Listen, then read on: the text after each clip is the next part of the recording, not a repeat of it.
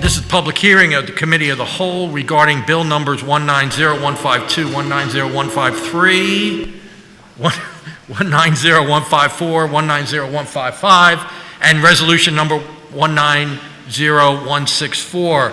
The bills are Bill number 190152, an ordinance to adopt a capital program for the 6 fiscal years 2020 to 2025 inclusive. Bill number 190153, an ordinance to adopt a fiscal 2020 capital budget. Bill number 190154, an ordinance adopting the operating budget for fiscal year 2020. Bill number 190155, an ordinance amending Chapter 19-1500 of the Philadelphia Code entitled Wage and Net Profits Tax by revising certain tax rates under certain terms and conditions.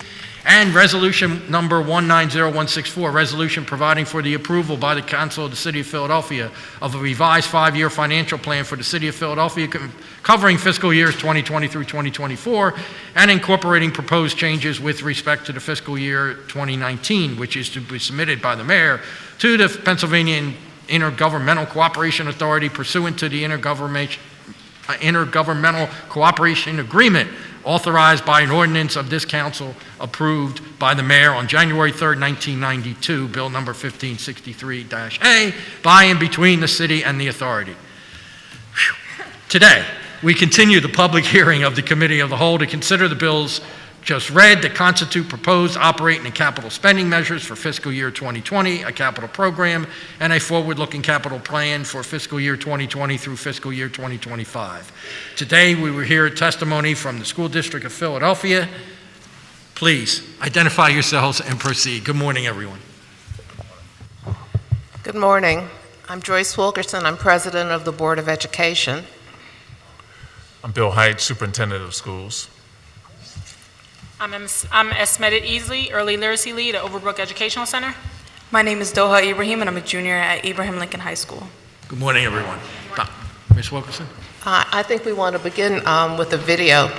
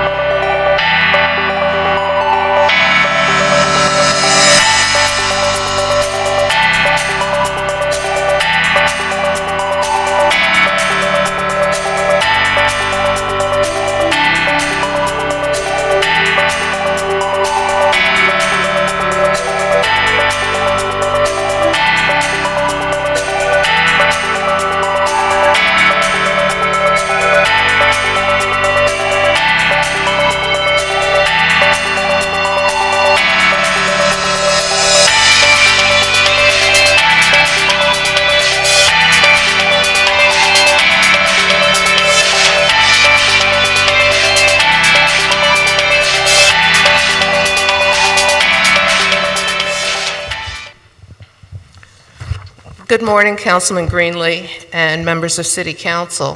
Thank you for the opportunity to testify before you today. Before proceeding with my written comments, prepared comments, I want to acknowledge that there are two members in this chamber who are going to be questioning us for the last time, who've been longtime supporters of public education, Councilwoman Blondell Reynolds Brown and you, Councilman Greenlee.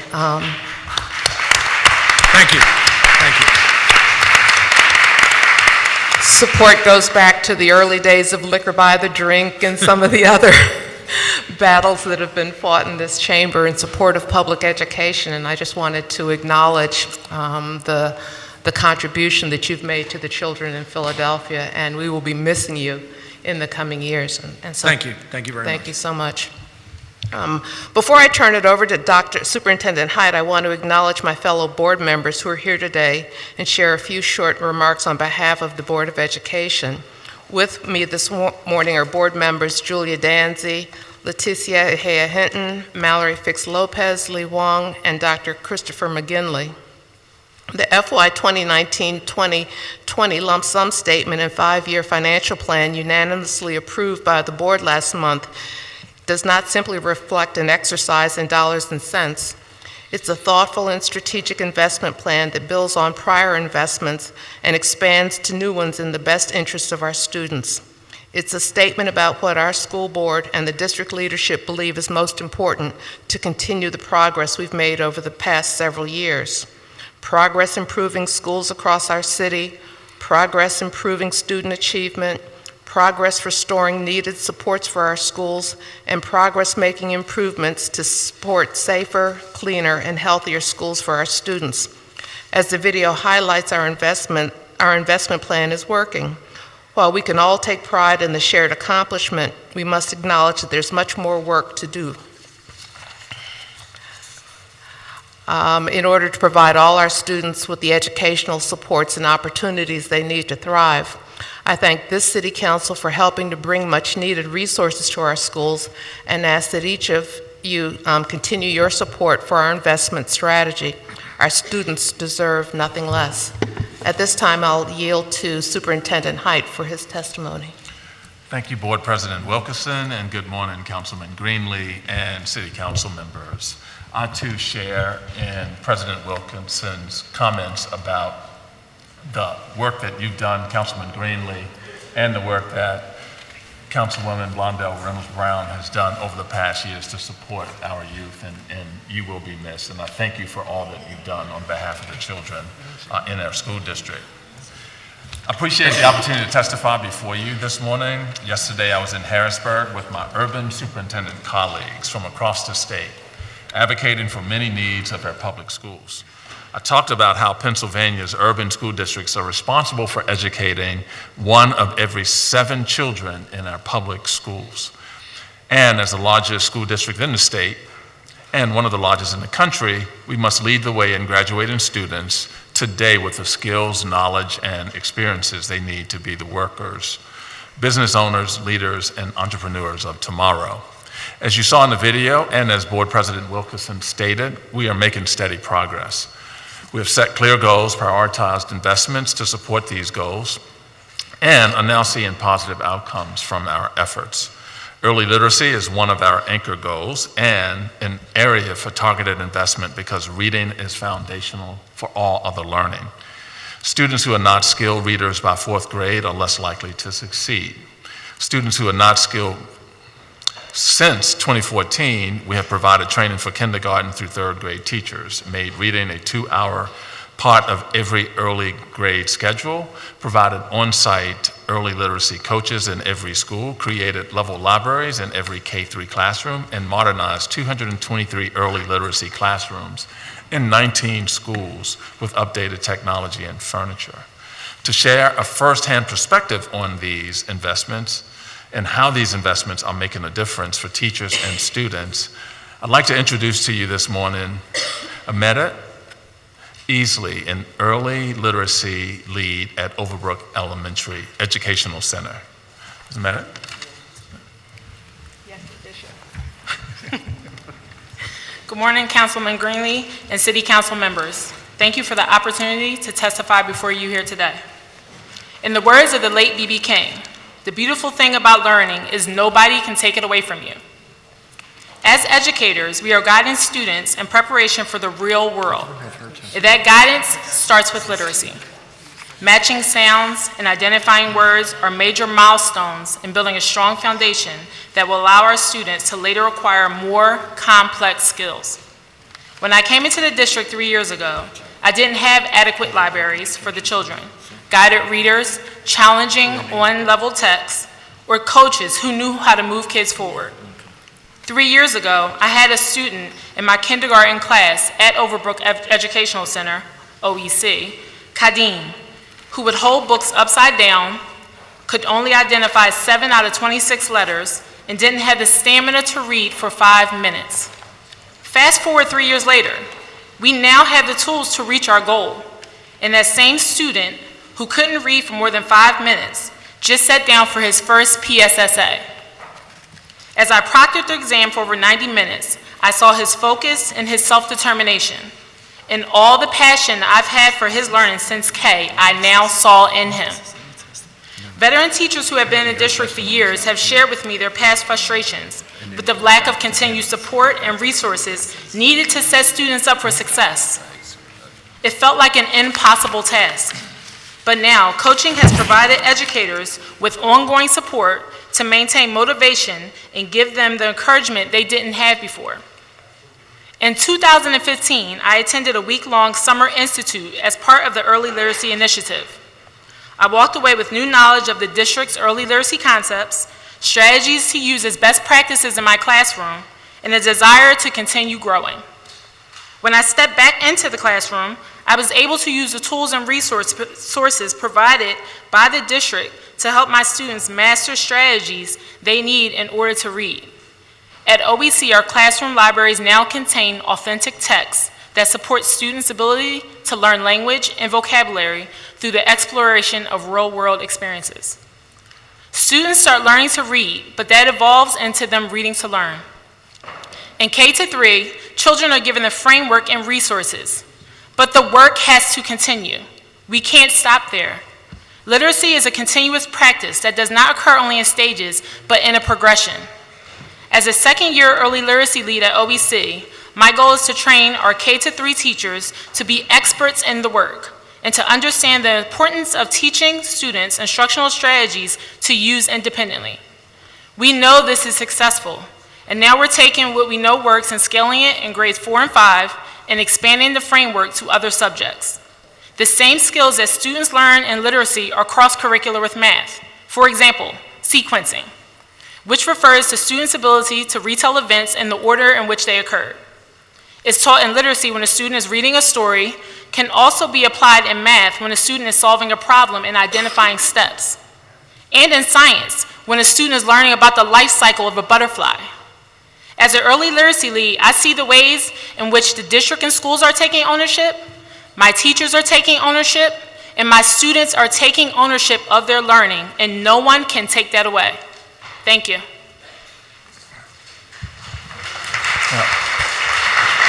Thank you. Thank you. Thank you, Esmeda. And I want to also congratulate you once again on being one of the members of OEC. Councilman Jones, OEC, Overbrook Education Center was announced as one of the 5 new community schools yesterday. So once again, thanks, Esmeda, for your testimony. I think he was going to mention that, yes. I think he was as well. What Esmeda has described is happening in K-3 literacy classrooms in every school across our district.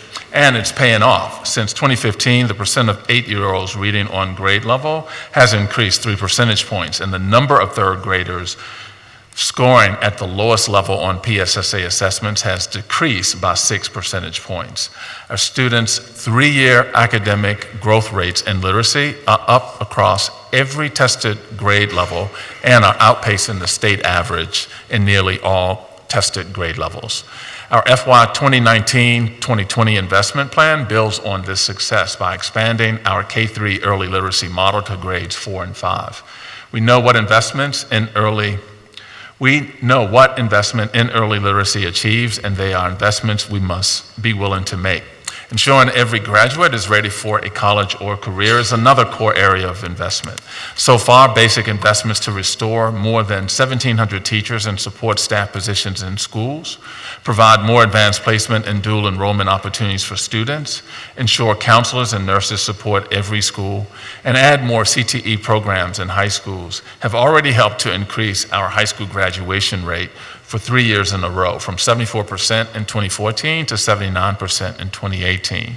To share how STP's investments have made a difference in her high school experience, I now introduce to you a student from Abraham Lincoln High School, Doha Ibrahim. Good morning. Good morning. Dear Council President, Clerk, and Council members, my name is Doha Ibrahim. I'm currently a third-year student at Abraham Lincoln High School, where I'm involved in various organizations, initiatives, and educational programs like Philadelphia Futures that allows me to be an active member in our community and use available resources to maximize educational opportunities and create a better future for myself and others. During the past 3 years, I have participated in many school programs, including Career Technical Education, also known as CTE. These programs are key components for providing a unique environment for students to develop new skills, make friends, and most importantly, enhance their learning. Currently, my high school offers various CTE programs in professional services, sciences, and arts. Each of these CTE academics include pathways that offer exciting and relevant classes for students while connecting with outside resources and receive offers for internships during high school and also post-graduation. Every student in the CTE program has a chance in taking the NOCTI exam to be certified in different areas they study. For instance, I'm enrolled in the accounting pathway and have been tax VITA certified, which allows me to help low-income families in Philadelphia file their taxes. Furthermore, I received a certification in Microsoft Office, which demonstrates to employers that I have basic computer skills that can be applied in any office environment. In addition to all the wonderful CTE programs this year, Abraham Lincoln High School has added more than 17 new extracurricular clubs, including ELL Student Ambassador, robotics, cheerleading, anime, and SAT prep. The result of the increase of programs has promoted greater classroom attendance and better behavior among students. Personally, I have worked closely with other students and schools administration to create special incentive events that take place throughout the year. Our most successful event is called the 95ers, where we give out shirts to students with at least 95% or better attendance each marking period. Another event we implemented is the Keystone Block Party. This encourages students to take state exams on time and to encourage higher level of attendance. As an ELL Student Ambassador President, I'm responsible for welcoming new non-English speaking students and pairing them with an ELL ambassador who speaks their native language. ELL Ambassador supports the great work of the district's ELL teachers by answering student questions, translating information, and helping students navigate around the school and the city. I am happy that since 2014, the school district has implemented 32 new career technical education programs across the city and added counselors and nurses in every school. This will help provide all students with the same kind of educational opportunities and learning environment that I have experienced. But this is not enough. We need much more. The district's 2019-2020 investment plan will further advance educational opportunities for all kids by adding 30 new English language learner teachers, more social emotional support, and career counselors, additional support for students with special needs, and increased support for students who may not be on track to graduate in 4 years. In the past 3 years, I've learned that one person can make a big difference. One idea, one teacher, one opportunity can make a difference for students who are striving to reach their dreams. We need to encourage more students to explore the endless possibilities an education can offer. However, without the proper funding and support by the city, it will be impossible for students to succeed. Thank you for giving me this opportunity to testify today.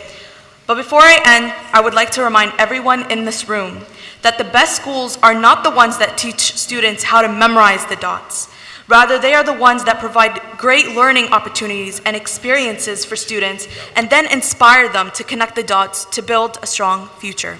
Thank you. Fantastic. Thank you so much, Doha. And I think because there's so much that we can learn from our students like Doha and others, and I just appreciate all that you said in your testimony this morning. You are a shining example of the possibility for every student we serve. But we know that realizing that possibility for every student means we must do more to support the needs of all of our diverse learners. As Doha indicated, that's why we are recommending a budget that includes 30 additional teachers for English language learners, more dual enrollment course offerings, 10 new college and career readiness coordinators. We've also increased supports for students with disabilities and students who are off track for graduation. And finally, that's why we also included more behavioral health staff, counselors, and nurses. A final topic I want to talk about is our facilities. The age condition of our schools is not new. Half of our buildings are over 70 years old, with some more than 120 years old. An assessment by expert engineers and architects valued the needed updates and replacements across our school buildings at $4.5 billion. However, we should not dwell on the magnitude of that estimate. What is most important is that we reflect on what we have been able to do with our existing resources and determine how best to provide reasonable, sustainable annual funding that will finally resolve critical operational and environmental issues in our school buildings. Since 2014, our operations division has been making steady progress to support safer, cleaner, and healthier learning environments for students. These include $395 million to renovate classrooms and modernize basic building infrastructure, nearly $1 million in asbestos abatement, 32 high-priority elementary schools will be made lead safe by the first day of school this fall, and an additional 80 elementary schools will be assessed and stabilized for lead hazards this summer. We have 112 new cleaning positions and more rigorous cleaning standards that are monitored daily. 882 state-of-the-art hydration stations were installed across all schools, and we've placed humidity sensors in 31 schools targeted in order to monitor and proactively prevent mold. We'll also be expanding next year at up to 20 schools our guaranteed energy savings projects to reduce utility expenses and promote renewable energy sources. These investments from both our operating and capital budgets are valued at over $450 million. While we are fully committed to these efforts, there's much more we could do with additional resources to build on our momentum and put many of our fundamental high-risk building challenges in the rearview mirror. For an additional $75 million, we can completely repaint and make all of our schools lead safe over the next 5 years. An additional $40 million would allow us to remove the risk of harmful asbestos over the next 4 years. $140 million of new resources is required to make the electrical upgrades needed to support classroom technology and add air conditioners in over 2,000 classrooms. And I'd like to add on that note, we've completed an assessment at all of our buildings and have identified 23 schools that currently have the electrical capacity to support air conditions. As a result of that, we are purchasing the air conditions for all of the classrooms in those 23 schools and plan to complete installation prior to next year's cleaning season. Oh, absolutely.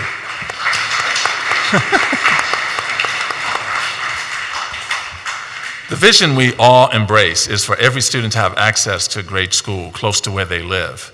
I'm proud to say we are making progress toward this vision, but there is much more we must do together to turn this vision into a reality. We know that a quality education requires focus, commitment, and prioritization by all. It requires investments and it requires resources. We've shown that we are trustworthy and responsible stewards of public dollars, and with your help, we have achieved fiscal stability. We are entering our 5th consecutive year of balanced budgets. We've regained our investment-grade credit rating for the first time since 1977. And we spend the majority of our dollars on things that are most important to the success of students. I want to close by stating clearly for the record that our schools need every dollar that is being proposed in the new budget, and we need more. I'm committed to doing my part, both here and in Harrisburg. Now is the time for all of us to work together to secure the funding critical to create sweeping improvements in every school for every child in the Philadelphia community. And with that, Councilman Greenlee and Chairwoman Blackwell, I conclude my remarks. Thank you. Thank you very much. Thank you all of you. As you can see, I'm joined up here by our Education Chair, Councilwoman Janie Blackwell. Councilwoman Blackwell? Thank you very much. We're sorry we had another meeting, and we thank our colleague for getting us started, and we thank all of you for being here. We are grateful for your testimony. We hope you all will wait a minute. Thank you. We're grateful for your testimony, and as you may know, and we're grateful for all the school board members who are here. We're very happy we went to local control. And let me say that my staff and many people were listening to the demonstration outside. I know that David Hardy, I know the Global Leadership with their principal. I know the Boys Latin. I know that, what's the name of school? Down South Philly, the Music Mongol. Kenny Gale? Yeah, what's this school? I'm trying to remember all the, Universal schools. I know there are many charter schools who are represented, who are here. And I know that they came out to give their demonstration and to ask and demonstrate for equal treatment and demonstrate that they be considered public schools as our traditional public schools. There's a t-shirt right there, Respect My Child's School, because many of them still don't feel that we have equal treatment. So we're still fighting.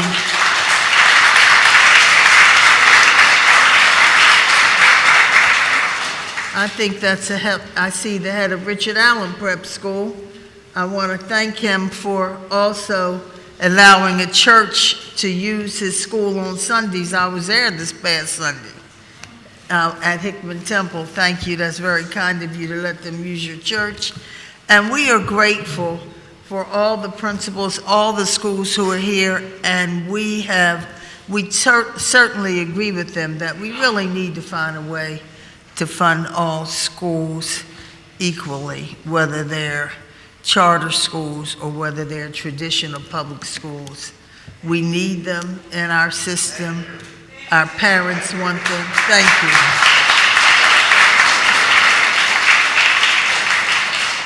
And I know, for example, that Global Leadership is trying to do a high school. I hope that, Madam Chair, you'll consider that. They have Huey School, which is at 52nd and Pine near me, in addition to the school in Councilman Jones's area, but we will ignore him for the moment. And we will say that we hope you give them every consideration. My charter schools are just excellent, whether it's Richard Allen, Global, Boys Latin, and we are so proud of the work that they do and what they do to bring our youngsters forward. So I hope that you will keep that into consideration. The Chair of Education says all schools should be treated equally. And thank you. We are also getting ready to have hearings on a resolution to talk about our curriculum, as you know. So we are inviting you to come forward. We'll talk about my favorite issue that I bring up every year, that's cursive writing. And we will talk about, we will talk also about, with Malefi Asante, about cultural education, with Bumi Fernandez from Ordunde, who's written books, with another young lady who's written books. We have people who have a lot to offer, and we would like them to get a chance to be considered as a part of our public school curriculum. So we'll be having a hearing, and we hope that all of you who are here will come back to listen to them. And, we always keep an open mind as we try to move forward in Philadelphia. So I thank all of you for being here and for coming. And I'll turn the mic over. Let's see, who's first? I guess we got to give Councilman Jones. I still have Global too. Just want you to know that. We'll turn the mic over to Councilman Jones for questions. Thank you. We can share. Good Yes, we schools, do. we can share, it's Yes. okay. And I want to thank you for once again coming to present your budget. You have become a familiar fixture, a steady light towards progress. All progress takes time. We are very conscious of that. But our sense of urgency in this chamber is because as we take our time runs out for certain students. They have to face the world with the tools that are given by the education system. And we kind of want to be anxious in certain ways when we start to look at school-to-prison pipelines and issues that are real in certain communities. So I want to applaud you on your progress, but I want to encourage you in your urgency to fix certain systemic things as it relates to public education in the city of Philadelphia. So with that, I want to say one of the issues that I'd like you to address is staffing turnover. How do we keep good educators, good administrators, good support staff, maintenance staff in our system, and keep that system moving forward so that we can produce the best students that we can in light of some of the turnover both at the teaching level and at the principal level? Have we developed a strategy and/or plan to address that issue? Yes, thank you for the question, Councilman Jones. We have yes, to answer your question, we have created a plan in order to address that issue both at the teacher level and at the principal level and at multiple other levels throughout the district where we have. And we have now a much higher retention rate as a district than most districts our size across the country. However, a couple of things that we know are really important. One, and because we ask teachers when they leave, the reason they left. And many will mention that, in fact, the top response is they didn't feel supported at their school. And one of the things that we want to ensure is that we build systems to support those individuals in their respective schools. And so with that, we have an induction for all new teachers. It includes a week before they start to teach in the school, and they meet monthly all year long. They are assigned a mentor, and they work with that mentor on a regular basis.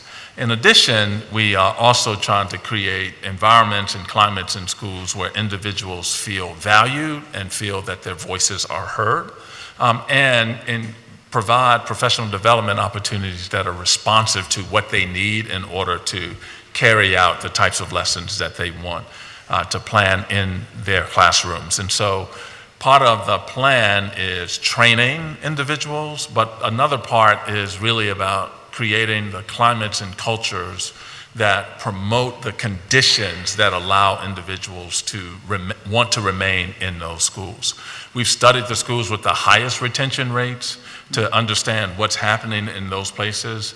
We've also looked at how do we better support schools with lower retention rates across the district as well. And what we found were some similar types of things, that support structures, voice, the resources that are needed in the schools in order to ensure that those individuals have what they need in order to deliver their instruction. So, I mean, one of the things about any organization is consistent leadership. If you know, we are blessed to have a president of this council that is consistent. You may not always agree with that individual leadership style, but you know every Thursday he's going to show up and he's going to bang that gavel, and we have a process that we have to kind of fit into. In a individual school, I've learned, or at least from an outsider's point of view, see how important a principal can be to set the tone for the respective staff, and keeping them engaged and then engaging them with the rank and file is critical for the students. Because if I come to school every day and you're, you know, in my life sometimes, there's inconsistency. There's inconsistency in my home life. There's inconsistency in the neighborhood I have to travel. The one consistent thing at times is that principal, teacher, guidance, counselor that is there for me. And then when I wake up and go to school and they are not there, that is like earth-shaking. So that plan is important, in my opinion, to develop a culture of leadership within institutions that motivate students. And that's the reason, like, I see it. And the more we can do that, I think the better off we will be. Yeah, and just one thing, if I may add, Councilman Jones, because you talked about building leaders and those individuals. I've always said, I mean, you can walk into a school and understand almost immediately by the feel of that school what the leader is like. And I want to acknowledge all of our principals in our schools. They work hard every single day, but they are the most important position in that school that creates the conditions for all of those things like you described. It's one reason why we've given principals and site selection committees at schools more autonomy to hire individuals that then fit into what they're trying to accomplish in their schools. And it is one of the other things that I meant to say in terms of the plans that we've established in order to address that issue. So if you could, at some point, maybe in the Councilwoman Blackwell's committee, kind of give us a sense of how that works. I know there's some esoteric things and, you know, it's like cheerleader things, but some structural things that you are going to add to make sure that we don't have young people that go into teaching and then wind up in the suburbs. That is a concerning, they get their experience in the heart of the inner city, and then they are valued outside of Philadelphia. And I'm not saying they're not valued by you. Sure. They find their way, however, outside of our particular school district. And I'm going to yield my time at this point, Mr. Chairman, and I'll come around second round. Thank you, Councilman. Councilwoman Reynolds Brown. Mr. Chairman, good morning, good morning. Good morning. My mother would be very, very disappointed if I did not acknowledge your well wishes to Chairwoman Joyce Wilkerson and you, Dr. Height.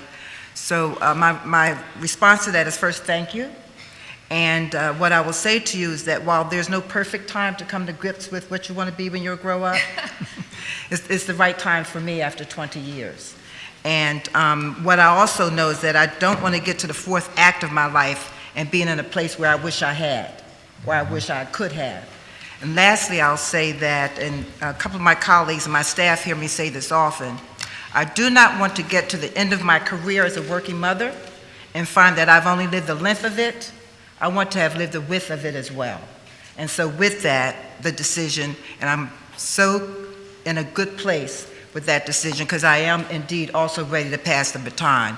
And so with that, let me, speaking of passing the baton, the school district was the beneficiary of two of my staffers, Joe Mead, who's now the chief of staff at, at LaSalle, and Hania Sharp Brown. And so I need you to know for the record that she has been a true partner, resource, and a champion because she came to you with a commitment to education in the way that we have addressed it in our office for the last 20 years. And I may not never get another chance to say that, so I'm seizing the moment now. Okay?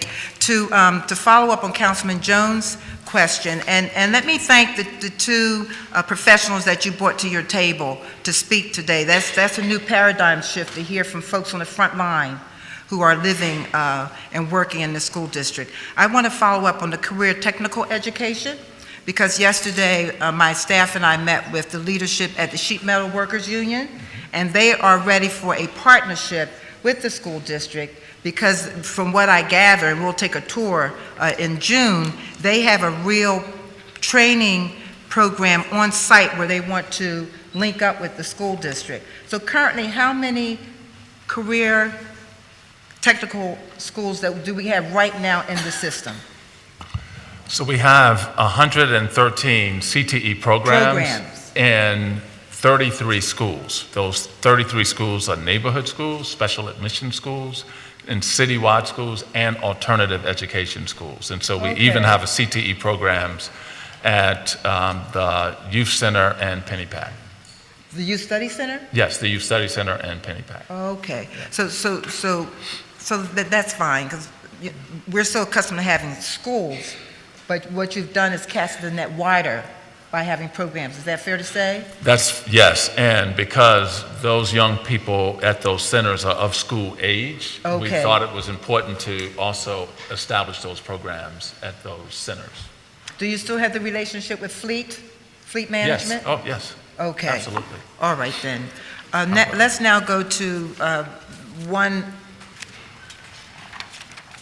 concern, observation made during our one-on-one meetings, and that's schools that have contracts with the School District of Philadelphia. Speak to your finance wizard, if you could speak to how payment is made to those schools so that they can function, and period. Let's leave it there. Great, and I want, because you asked a really important question about partners, that we partner with respect to individuals who hire students who are out of the CTE programs. And so I wanted to acknowledge a couple of those groups that do that. And we have CTE students who are currently working at SEPTA, at PT Baylor, Rhodes, the City of Philadelphia Fleet Management, and several independent auto dealerships like Pacifico Ford. A lot of our children work there, students work there, and Center City Toyota. So those are direct partnerships for young people who are working. And then we have children who do apprenticeships in multiple other categories, and they are apprenticeships with Penassist is one. We also have one with finishing trades, one with our own maintenance and facilities, 32BJ. And so those are several of the opportunities that our young people have out of the CTE program. You should know that SEPTA spoke very highly. They were very proud of their relationship with the school district when they came before us. And so would they be in that contracting category? Because they're not on the charter school side of the ledger where there's one payment apparatus. Would they be on the organizational side where you subcontract with organizations that provide certain services? So thank you, Councilwoman, for the question. Ori Monson, Chief Financial Officer for the school district. The issues you've raised and we've spoken about, when an invoice hits our system, we try to pay within 30 days. The issue is that we do not collect our invoices currently in a central fashion through our accounting function. It goes to program offices for the schools that you are referring to, and we've had occasional delays in getting those invoices through to the finance part of the system. We have some informal methods to track them, which, as you have highlighted, do occasionally fall through the cracks, and that's on us. It should not be incumbent on the vendor, the contractor, to come after us for paying the invoices that they have submitted. We're in the process of putting in a new financial ERP, a new financial system, which will go live July 1st of 2020. As part of that process, we're re-engineering some of our business processes. One of those is centralizing our invoicing process, so that we'll actually be doing an accounts receivable. What that will enable us to do is that we'll be tracking invoices from the time we first get them, and it's incumbent on us, as it should be, internal to the district, to track the invoices, making sure that they're the proper sign-offs from program offices from schools who are being served by the vendors to whom you're referring, and that way we can track to make sure they're being paid in a timely fashion. Okay, and so will there be some form of orientation or onboard training or whatever for those organizations, for the finance officers associated with those organizations, so that they know of this new paradigm shift 14 months from now? So we will be, once we have the system set up and all of the pieces, we want to have what it'll actually look like for vendors. We're actually going to do vendor training, not just for that, but for actually all vendors who interact with the district. One of our goals is to have a vendor self-service so that all vendors will be able to interact with the system, enter their payment information, track their bills, their invoices, and have an entire different relationship with the district that they can control as much as we can control. We think it'll be much more positive. Once the systems are fully designed, and that's what the process we're going through now, and we have the interfaces, so we'll be able to do training for all of our vendors. Okay. Who hit our system in every way, not just the schools to which you're referring, which we believe would be a better system. But we're very cognizant of the training, not only for our people on the new system across the board, but also for vendors, because it's a whole new, procurement is also part of this, the vendors management system, all of that is part of this new ERP. Absolutely. Okay, then, I have to wait till the next round. Thank you. All right, thank you, Councilwoman. Let me get a couple of quick questions in here regarding the fund balance. Mr. Monson, I think you would be the best person to ask this. City Council's tolling bill, which froze the assessments while the appeals are going on, what's the impact of that on the fund balance? And are you considering, I mean, obviously, in the short term, you don't know the money, but obviously some people are going to lose their appeals. So how do you factor that in there? So we have been tracking, and the tolling bill I think you're referring to and how all that worked. So we had put in and what's in the numbers currently assumes that about $12.5 million of real estate taxes would have not been paid in the current year, but would flow through into the fiscal year 20 year. As we're getting better numbers from the city of what's actually happened, and we're hoping in the next 2 weeks to refine, we've moved a little bit back, but we're going to look at really what numbers of how much has moved over. For that piece of it, it doesn't have an overall effect on the 5-year plan. Because what it means is, assuming that the assumption we have built in on appeals percentage is accurate, and that's kind of always a moving target, but we update as we can. What the delay has meant is that there was fewer dollars in the current fiscal year received in 19. The money would be delayed once all appeals are heard in the fiscal year 20. So what would happen based on the current 5-year plan in front of you and that was presented to you in the budget books is there would be additional revenues recognized in fiscal year 19, and we would lower the projected revenues for 20 as it relates to that particular issue. So there would be more. There would be more than by the end of fiscal year 20, it's actually the same number. You're basically moving some revenues that we're expecting in 20 back to 19. So if it was, for example, $5 million, you would see $5 million in revenues expected in 20 reduced, increased in 19. The fund balance in 19 goes up, but the end result fund balance in 20 stays the same because you've moved $5 million from one year and put it in another year. Okay, I think I get that. Okay. And also in your 5-year plan, you say there's $90 million over 4 years in reserve for federal cuts. What federal funding are you talking about that would be threatened? So in the President's most recent budget proposal to Congress, it included cutting the Title II and Title IV programs. If you'll recall, 2 years ago when the President's proposed budget, he proposed cutting Title II. We put a federal reserve in at the same time for that same amount. Title II was saved, but about $5 million lower. The goal of the reserve is that if those proposals actually become law, we want to maintain those programs. Those programs support a lot of our teacher training, a lot of the literacy supports we've been doing. So the reserve allows us to transfer those costs to operating costs instead of grant costs.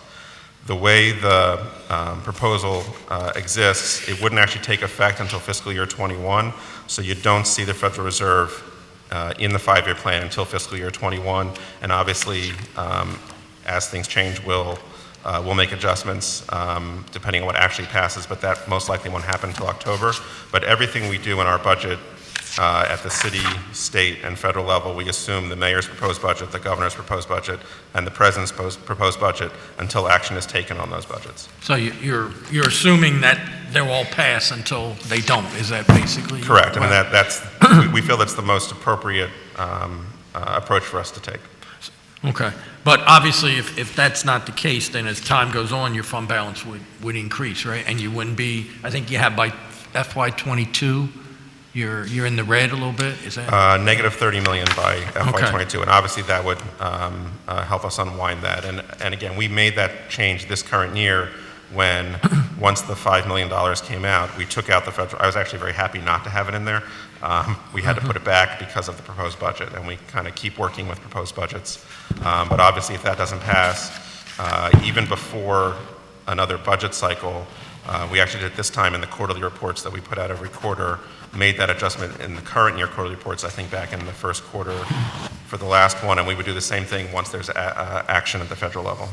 Okay, and looking at it from hopefully a positive aspect, what prospects are there? You said last time that those cuts did not happen, the president's cuts.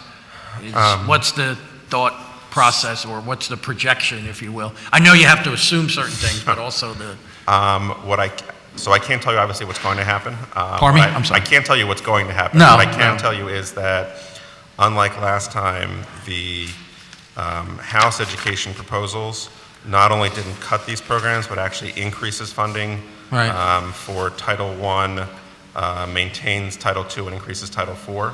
Obviously, there's a long road ahead of the negotiation between the federal legislature and the White House, and we'll be watching it closely, but there appears to be more advocacy this time around. More what? I'm sorry. More advocacy in favor of maintaining those programs, so Right. I'm hopeful we'll end up where we'll be able to identify these funds and repurpose them for the investment So programs we that, have. those numbers could change, and we could Correct. be in a better place for Correct. FY22 and beyond, right? Yes. Okay, all right. Thank you. Councilman Dom? Thank you, Mr. Chairman. Good morning. I just want to really commend Chairperson Wilkerson and Dr. Height and CFO Yuri Munson on a really good job. And I just want to, I don't have a lot to say, but I wanted to make sure I said that. Yeah, you can leave now. But all the information you're sharing with us is positive. It's headed in the right direction. Well, we're not at the end of the road here, but you're on the right path.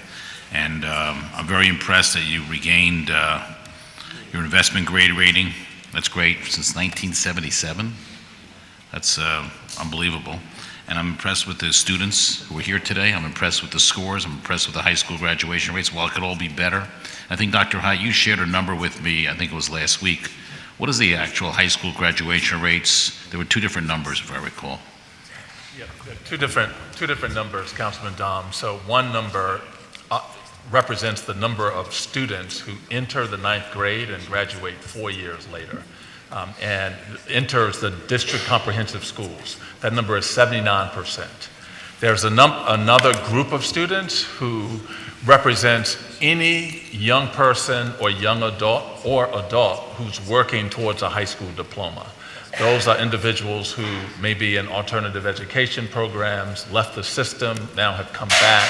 They may have been system involved, foster care or through the justice system, who are coming back.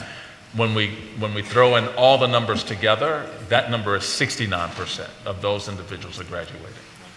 But if we were talking, if you were having an interview with the press right now, and they asked you, what are your high school graduation rates, what would that number be? I would say 79%. Okay. Then I would also say, and when we include everyone, that number would be 69. What was that number 6 years ago, Oh, shoot. or 5 years ago? Yeah, so I believe that it was 54, 55% when, just before I arrived here in Philadelphia. It has been increasing over a period, and we're proud of that increase. It's very impressive. Thank you. I have a couple quick questions, though. Vaux High School, which I love that high school. I know it's a new high school at 2300 Master, where I think it's only the 9th and 10th grade so far. But this is the high school where you're trying to connect students into possible business opportunities or business or jobs one day a week or whatever. Are we planning on doing more of that type of relationship? Because last night I watched the mayoral debate, and some of the comments on the mayoral debate, I don't know if I think they sound like good ideas, is that we need to engage what jobs are needed in Philadelphia with the school system and have that connectivity. Yes, and thank you for the question. And we are, number one, yes, we're trying, but we want programs that are responding to what industry is communicating as the needs of their young people. That program is a new program. It was a contract approach, and it is in partnership with the organization called Big Picture, also the PFT, and the school district, and we wanted to create an opportunity to reopen Vox, and PHA is also providing a lot of support to the facilities improvements. And it provides, all of those young people will have internship opportunities as a part of their high school experience. And so, yes, the answer is yes, we are trying to do more with schools like that and create partnerships like that. But we also are constantly evaluating our career and technical education programs to make sure they're also responsive to what industry is telling us they need. And I was at Randolph, I think, last Thursday or Friday, and I actually took I've been there several times, but I think it's Joe Williams who's the teacher in the welding class. That guy's amazing, by the way. Yes. They're doing a major renovation there of that whole welding program, like $2.5 million renovation. And PGW hires our graduates, so they're making good salaries. Is there an opportunity for more schools? I know we have Dobbins, and we have George Washington has a culinary program also, so does Dobbins. Is there an opportunity for more schools like Randolph? Yes, and you mentioned a tremendous teacher who is in that program. And as a matter of fact, I think something was said about SEPTA earlier. And the SEPTA's only female welder who was on the regional rail system came out of that program, and right out of high school, by the way. But yes, is the answer to your question, and we want to use the expertise of Mr. Williams and others to help other teachers who are also teaching those programs in other places. We have a welding program also at Ben Franklin, and at several of the other schools. I think Swenson has one as well, and several of the other schools. And those young people also have the same opportunities, but it's Mr. Williams' approach with his young people that really makes a difference. And I just want to reiterate, I've now visited, I think, 54, 56 schools, and I would say 95 to 97% of them are doing a really good job. But that's not news. So they don't get the credit. But the principals are really good, teachers are doing a great job, students are learning. That's my observation walking through the schools. And I think we need to do more marketing to the public about the quality of the education that you are delivering. So thank you for that. And I have no further questions, but thank you very much. Thank you, Mr. Chairman. Yes. Thank you, Councilman. Councilwoman Bass? Thank you. Thank you, Mr. Chairman. Good afternoon, or good morning. Good How morning. are you? It's been a long morning. Thank you so much for being here, and I just want to echo the sentiments of my colleagues in saying that, the school district and the work you do is just so vitally important to our city, and I really appreciate you and your entire team, the work that is done, and we've been constantly working to try to find additional resources, try to find ways to do things differently, trying to stretch every nickel that we have to be helpful and to put resources in. I did have a couple of questions, and I want to start actually on the physical building issues. And the first question that I have, and just keeping in mind that, I'm a school district kid. I went to M. Hall Stanton, which was closed. I think it's reopened now as a charter maybe or something. I'm not sure. But I went to M. Hall Stanton, which was closed, and then I went to John Greenleaf Whittier Elementary, which was closed and is closed. And then I went to E. Washington Rhodes Middle School, which was closed and then opened, and then closed and opened again. And then I went to Parkway, where I graduated from high school. And so I mention all of that because it's always a concern about school closings. You know, it's always something that, you know, there's a rumor going around that this school is going to be closing or that school is going to be closing. And we took a direct hit, I think, in the 8th District last time around with school closings. And so I wanted to ask you on the record if there are any plans to close any schools in the city of Philadelphia that you can see in the foreseeable future. It is no immediate plan to close any schools in the city of Philadelphia. However, Councilwoman. No. Wait, this is a good however, right? Okay. However, we are going to be engaging with the city planning office a citywide look at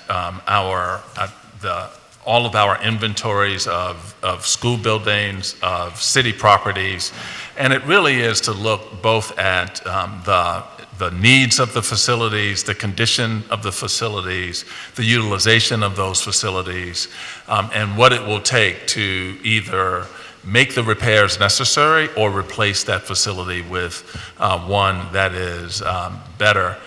And that's going to occur in every geographical area of the city. We're going to start that process soon in 3 areas. I don't think one is in your area. The 3 areas are the Northeast, the Kensington area, and then Center City South. I would argue, I guess as every district council member probably is supposed to be arguing for their district, but as a district council member, and as I said, because we took such a significant hit in the last time in terms of closing, particularly with the closing of Germantown High School and with the closing of Ada Lewis a few years before that, and other changes that were made, I think that the 8th District and particularly in Germantown, that there really should be a much more robust effort by the school district to kind of right some of the wrongs that were done. So I do think that Germantown should be at the very front end of any assessments that are done in terms of how we're looking at our schools and how we're serving our population. I appreciate the point, Councilwoman, and the reason we are starting in some of the other areas is because of the population shifts that are occurring, and the number of school-age children who now are in the Northeast, which is requiring us to make some pretty significant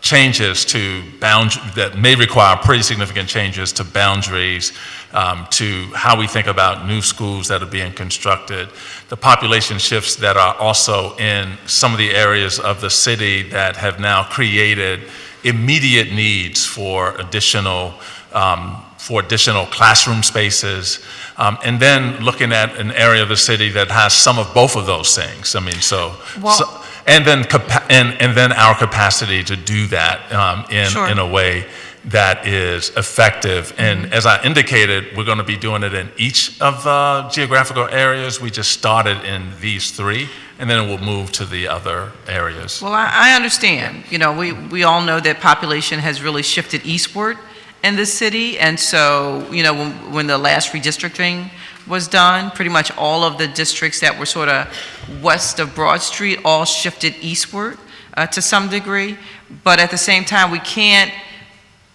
in my opinion, we can't just say, okay, well, we know where the population is, and you know that there is an overpopulation situation going on with the schools, you know, in the Northeast and in you know, certain areas, and you know, looking at Center City. But at the same time, we can't just forget what was left behind and the damage that was done in terms of what was left behind. Yeah. So I do think that we have to figure out how we go back and address that at the same time that we address what's happening moving forward. Yeah. Okay, so it's not just, you know, because these are not your words, they're mine, but it's almost like, all right, well, we just got to move forward. And I understand moving forward, but you can't move forward without looking backwards in terms of what has happened and what the repercussions were to a particular neighborhood. Yeah.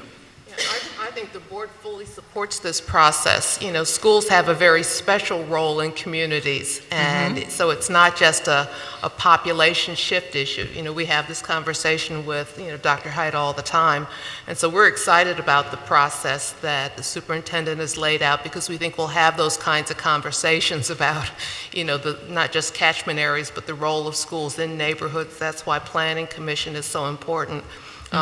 You know, as charters, you know, arise in neighborhoods, it also causes challenges for the district planning in the years coming forward. And so we hope all of that will be part of the discussion that we have, and are excited about it because we recognize how important schools are in communities. Okay, so I'll take that as a yes. Y'all are going to add Germantown into that first grouping of looking at what we're doing moving forward and how we're going to address education. That's a yes, right? Those were Joyce's words. I'm going to take it as a yes. We will have additional I'll talk with you about that. Okay, we'll count it as a yes until we talk, and then afterwards we'll get a formal yes. Is my hope. I just have one other question well, actually two other questions on the physical. Can I? One? How about, why don't you throw one in? Yes. Okay, I'll throw one in and I'll come back. If we could talk about the school district and developers. So I'm just going back to, again, of Germantown High School. And my question specifically is a school district write anything similar to a developer's agreement when it sells buildings to developers? And once again, I'm reminded of Germantown High School in my district, which sat vacant for years now because the entity that the school district sold it to then sold it to another entity. And up until about a week ago, that entity left the community and my office in the dark. People just assume that I own, you know, the Cindy Bass or City Council owns school district property, which of course we do not. But there still is the perception that somehow the City of Philadelphia, City Council, you know, my office, that we somehow had a hand in this transaction, which, you know, in my opinion, just really went wrong with the way it was handled. So I just wanted to know, in terms of when you sell a property to a developer, what are the parameters? What are the rules? How do you lay that out so that a community is protected against a developer who may or may not be in touch with the community and what the community wants and needs? And I'll ask that question, and also about Ada Lewis, which again has been vacant for many moons now, and has not been sold. I think the board has been engaged in this issue through its Finance and Facilities Committee, and one of the things that we understand is that when we abandon properties, things can go horribly wrong if we're not more proactive. And I can't address what happened at Germantown. I wasn't there. I've read the public accounts. I think our path going forward is in evidence at the Pepper School in Eastwick, where we slowed up the process. We've worked with the City Planning Commission and the community to come up with a plan that both addresses, the needs to dispose of the property, but also the community's vision for what it wants. It was probably a year-long process. And what was developed is now reflected in the redevelopment agreement, the properties being actually disposed of by the redevelopment authority. I think this is a much more constructive approach to disposition. These are large properties. If it becomes rental housing, it can have a huge impact on a neighborhood. If it just sets, if it's turned into commercial development, it's a huge process, it's a huge impact. So I think that process that we're now using in Eastwick is probably the process that we ought to adopt going forward, because it reflects the appropriate level of input from the community. And it's recorded in a document that can be enforceable. All right. Well, I'm glad to hear that there's a process that's being followed now, and that's in the works. Ada Lewis? Well, it hasn't been adopted as formal board policy. Perhaps that is something we do need to make board policy. But it's a much more constructive approach to disposition. Okay. And Ada Lewis was part of that question? I don't have the specifics on Ada Lewis, but I would look.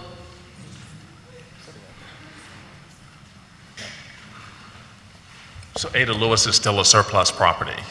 Okay. Yeah, and it hasn't been, there's no contract with anyone to do that, because we also want to follow the same process that the board president described in terms of the disposition of that property. Okay. Yeah, there's certain isolated properties, I don't want to mislead you, where schools have been requested by a school, for example, but, you know, we're conscious of the fact that we need to consult with the community in those dispositions. Okay. Well, we're certainly open to having those conversations and facilitating the conversation with the community to make that happen. So I'll come back. Thank you, around. Councilwoman. Thank you. Councilwoman Gimm? Thank you very much, Mr. Chairman, and good morning.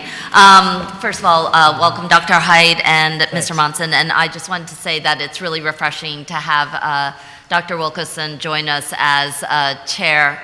Ms. Wilkerson, join us as, I know we try to elevate you all the time. Everybody else is doctor on the board. The professor thing. To have you join us as chair of our local school board for our very first budget hearing. So it's been really wonderful to have you. And I just also want to thank you because last week, 3 school board members joined us here in Chambers for our hearing on some of the community-based priorities.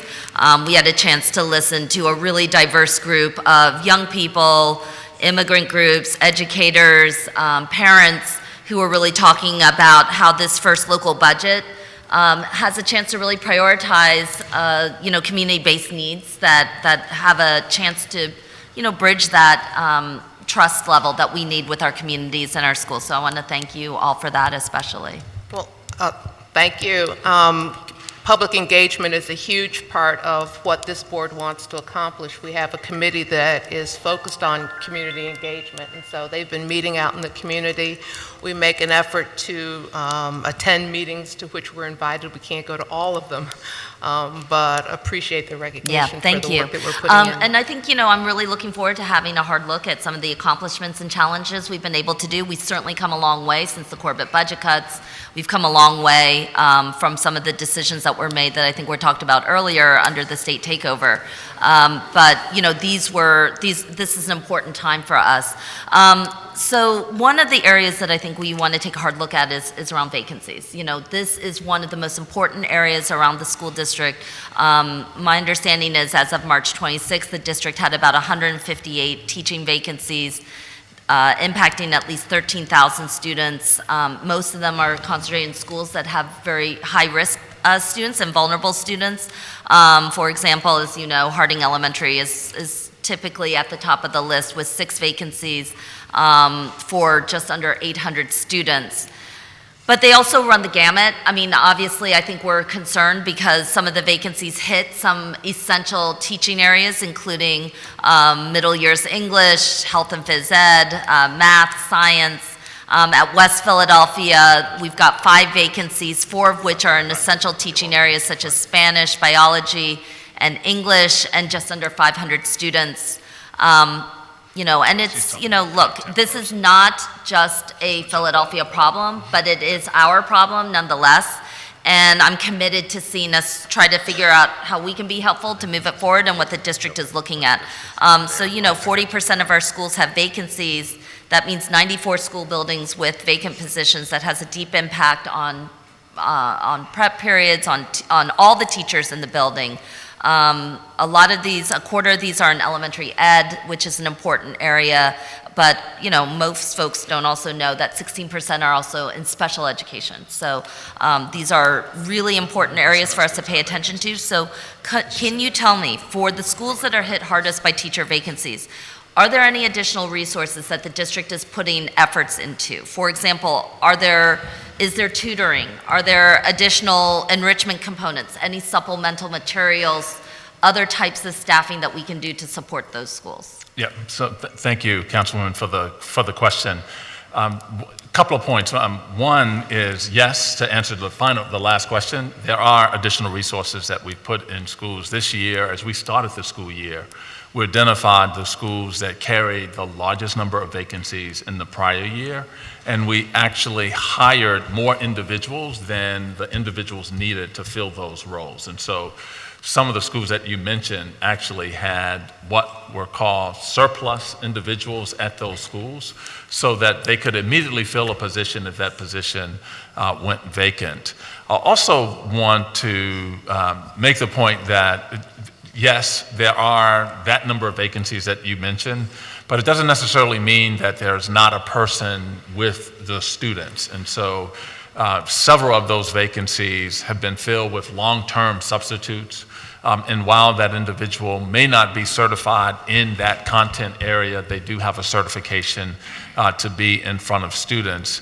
The other point I think is really important because you're right, it's not just a problem here in Philadelphia, but we are really focused on the schools that are not included in the 150 of the 224 schools that we have that have 0 vacancies. And so we are focused on all of those others to ensure that they have what they need, in addition to the work that we're doing now to recruit for those positions. There are also, there's a lot of work that's happening with respect to special education because that is an area where we are, nationally, we're challenged in terms of who's available to go into those positions. We're doing work to certify individuals that live and work in their communities to do that through increasing a teacher residency program. The same holds true for languages as well, and some of the math and sciences.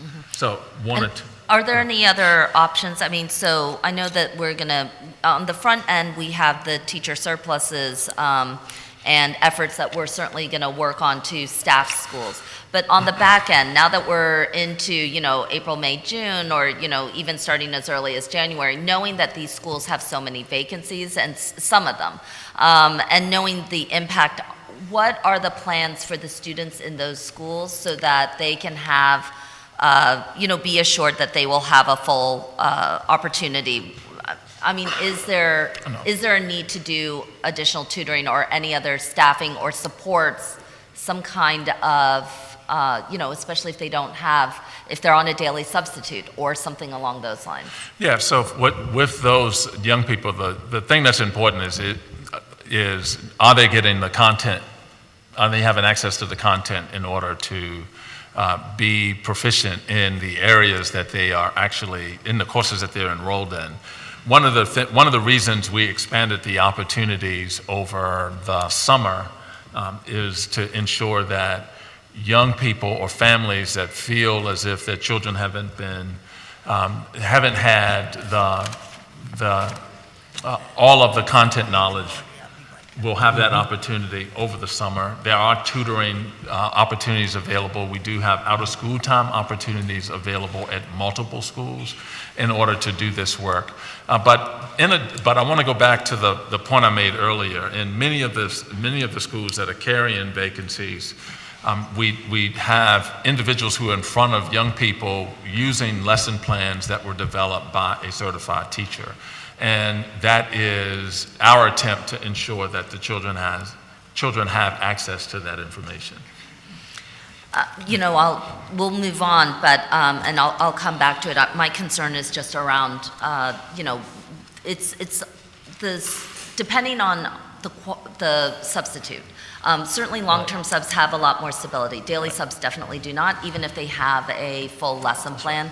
And it contributes a lot to the climate. And so to some extent, I'm looking for like some type of reparations for these kids that have, such a, we went through this in 2016 when we had a number of children have to go to summer school mandatorily because we simply didn't have effective subs at that point. But I still remain deeply concerned that these young people deserve some kind of, support and, reparations for not having full-time Teachers are, especially because the demands on them are the same. So, you know, I'm concerned about the climate. I think it all feeds into one another. The climate starts to go awry, academics, and then it's difficult for the existing teachers to stay, which is what I think we see as a cycle. So that's why I'm pushing to see like whether there's an infusion now as the school year, you know, is clearly underway, and we're not filling these vacancies. We're also able to see on a student-by-student basis where they are with respect to where they should be and at a given point in the year. And the way we try to target our either enrichment opportunities or intervention opportunities are based on who falls into those categories. And we have some children that haven't had a vacancy all year who have fallen into that category. And some who have had long-term substitutes who don't fall into that category. So we try to make sure that those resources or the supports are targeted in response to what those children need. And it becomes a part of how we analyze data both at the district level, at the school level, and even at the classroom level. All right, thank you. Thank you, Councilwoman. And, you know, Councilwoman, we'll come back again let's move for on. my next Okay. round. I just wanted to quickly say that the Inquirer story about churn has a lot to do with like school climate overall, not just like hyper-individualized focus on students, but we'll come back to that. Thank you. Thank you, Councilwoman. Councilman Green? Thank you, Mr. Chair. Good morning. I apologize for my tardiness this morning. I actually had to chair a gas commission hearing that started at 10 o'clock this morning. But I wanted to talk about, Dr. Hyde, in your testimony, I believe it's page 2 of your testimony, and you made reference to traveling to Harrisburg yesterday with urban superintendents advocating for the needs of public schools. Who did you meet with when you made that advocacy? And you talked about we must lead the way. And you're talking about the school district being the largest district in the Commonwealth. And my concern is that over the past number of years, at the local level here in the city of Philadelphia, you know, we've put a significant amount of resources into last year during the 5-year plan. In this year's budget, the mayor proposed another significant, good amount of resources. And I'm sure that's happening at the local level all across the Commonwealth because of the lack of a following, from my perspective, of the state constitution, and its litigation to address that that will be taken up and is in the process of being taken up at the Supreme Court level. So my question is, when you went to Harrisburg, you made reference to urban superintendents, but this is a Commonwealth issue, and so one of the things that I've been harping on is that it should not just be urban school districts, but also the legislative and executive branch of those urban districts, but also rural and suburban, because this is a Commonwealth issue. And considering we are the largest school district in the Commonwealth, we should be taking that lead. Yeah, thank you. Thank you for the question. And so there were a group of, I want to say a dozen superintendents from the Commonwealth. What we wanted to do was to get the urban districts in and around the Commonwealth that aren't necessarily in cities, but they also have large urban populations given their context. And so I'll just name some of the districts that were there. We had representation from around the Commonwealth. York was represented, Bethlehem, Harrisburg, Pittsburgh, Philadelphia, naturally, Pottstown, I want to say Southeast Delco was there as well. And Erie was not there. They are a member of the team, but they were not there. And what we were trying to do was, and then each of the superintendents then met with his or her members of the legislature to really talk about the 3 reasons we were there. Reason number 1 was to address funding PlanCon, and many of the districts have similar experiences to ours around many of the environmental issues in the schools, and so we as a group of superintendents were calling for funding the mechanism that already exists that would also allow districts to address many of their aged facility issues. The second one was around ensuring that more money comes through the basic education formula, and that that's a fairer approach given the concentrations of poverty in the cities like ours, and that more money comes through that. The third issue was around one thing associated with charters. One was accountability, and the other was special education and how those funds are sent to charters regardless of the need or the need of the child, and wanted to make sure that then became a part of the conversation. It was two issues of charters. That was one. The others were cyber charters as it relates to cyber. And those were issues that we all talked about. And then once each of us met with our respective delegations, we then had a press conference and then walked through those points. And so that was the advocacy that was happening yesterday. And in each of the represented districts and their cities or counties, there was media there from those representative districts, and their representatives also stood with us during the press conference in support of that advocacy effort. So that was yesterday's day in Harrisburg. In addition, the school board has participated with PSBA, the Pennsylvania School Board Association, and we had two, other board members who were there. We joined over 250 board members from across the Commonwealth on the 29th of April, lobbying around the same issues, adequate school funding, Plan Con, and also trying to get a handle on the cyber charter issue. So I think, and what was interesting is this year it was a much, much larger number of school districts represented. It was almost twice the size that it had been in some previous years, and so we see a growing concern across the Commonwealth around these issues, and a real move towards organizing.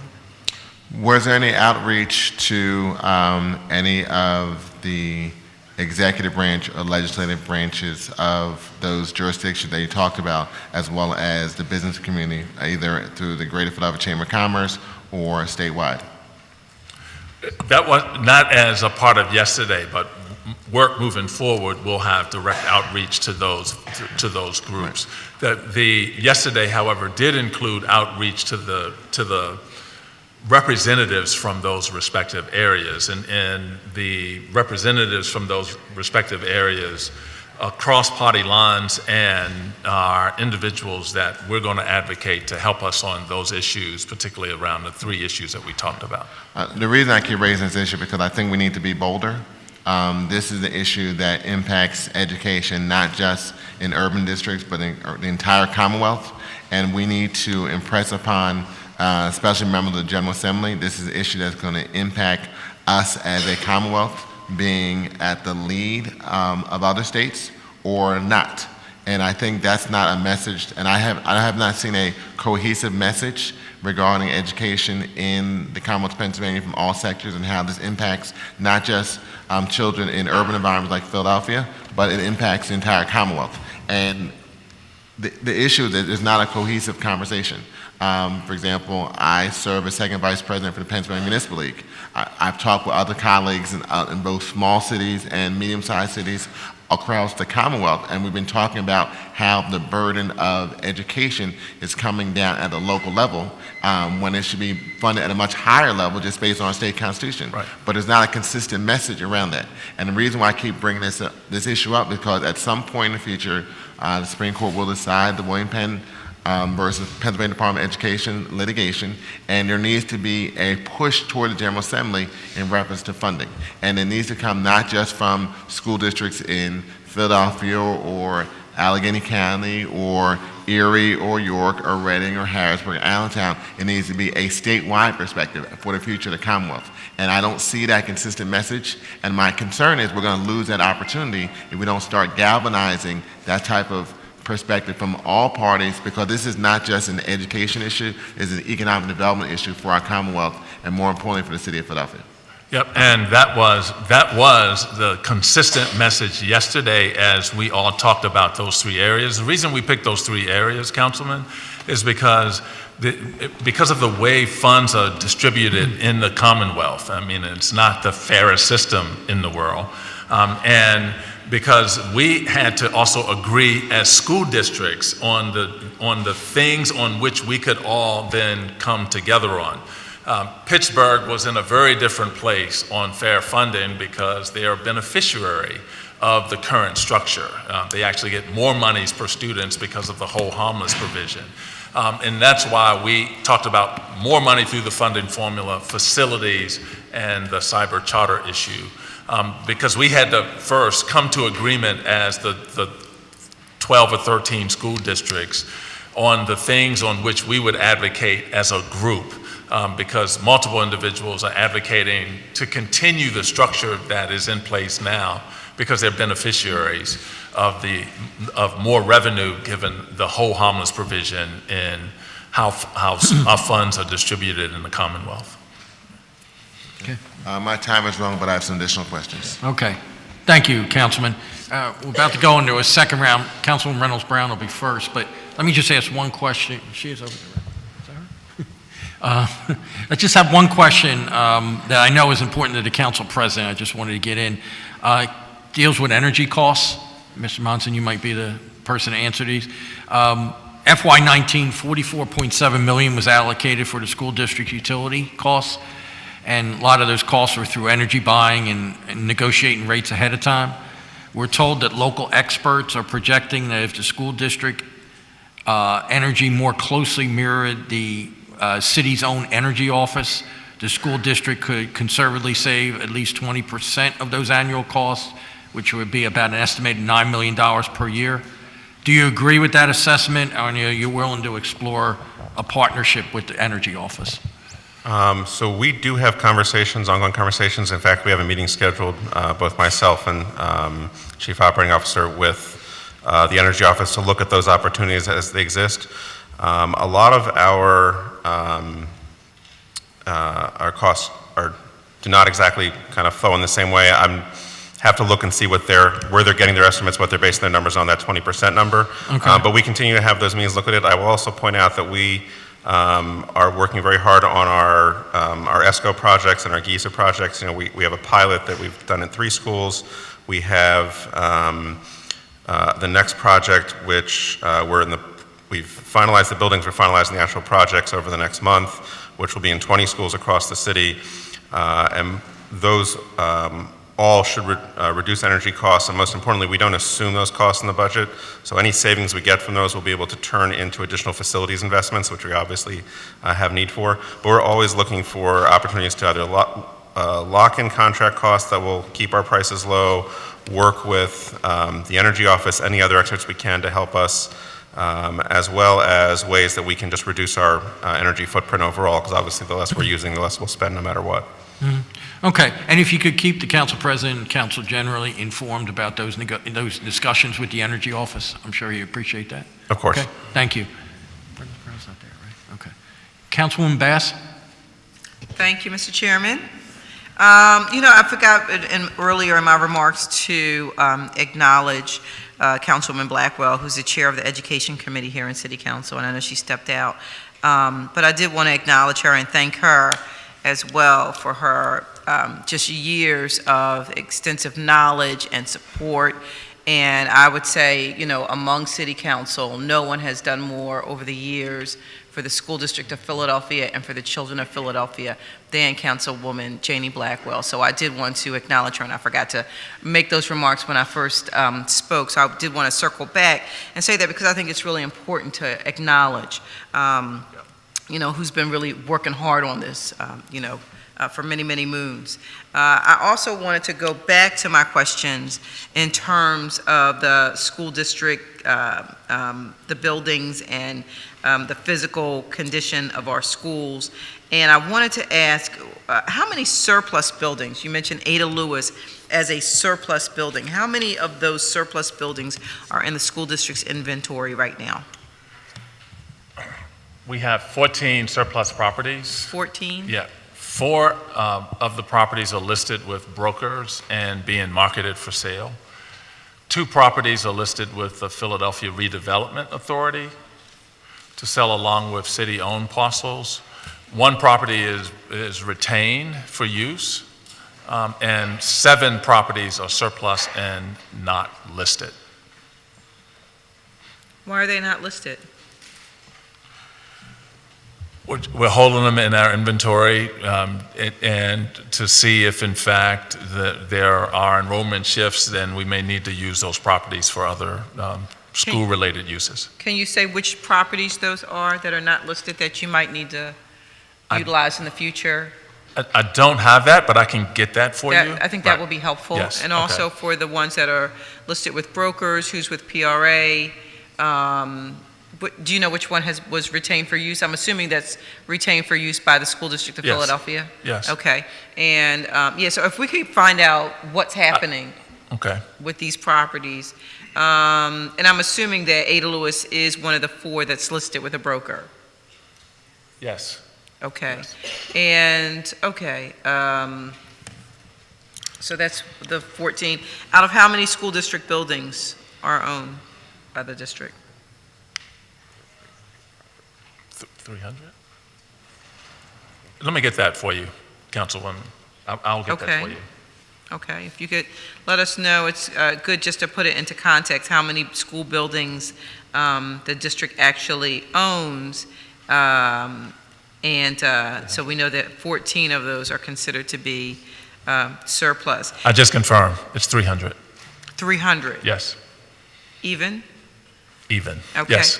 Now, based on the previous questions that we had in terms of addressing these surplus buildings, and you said that, the plan was to sort of make a reassessment so that you have a good idea of, what to do in certain neighborhoods, what we need.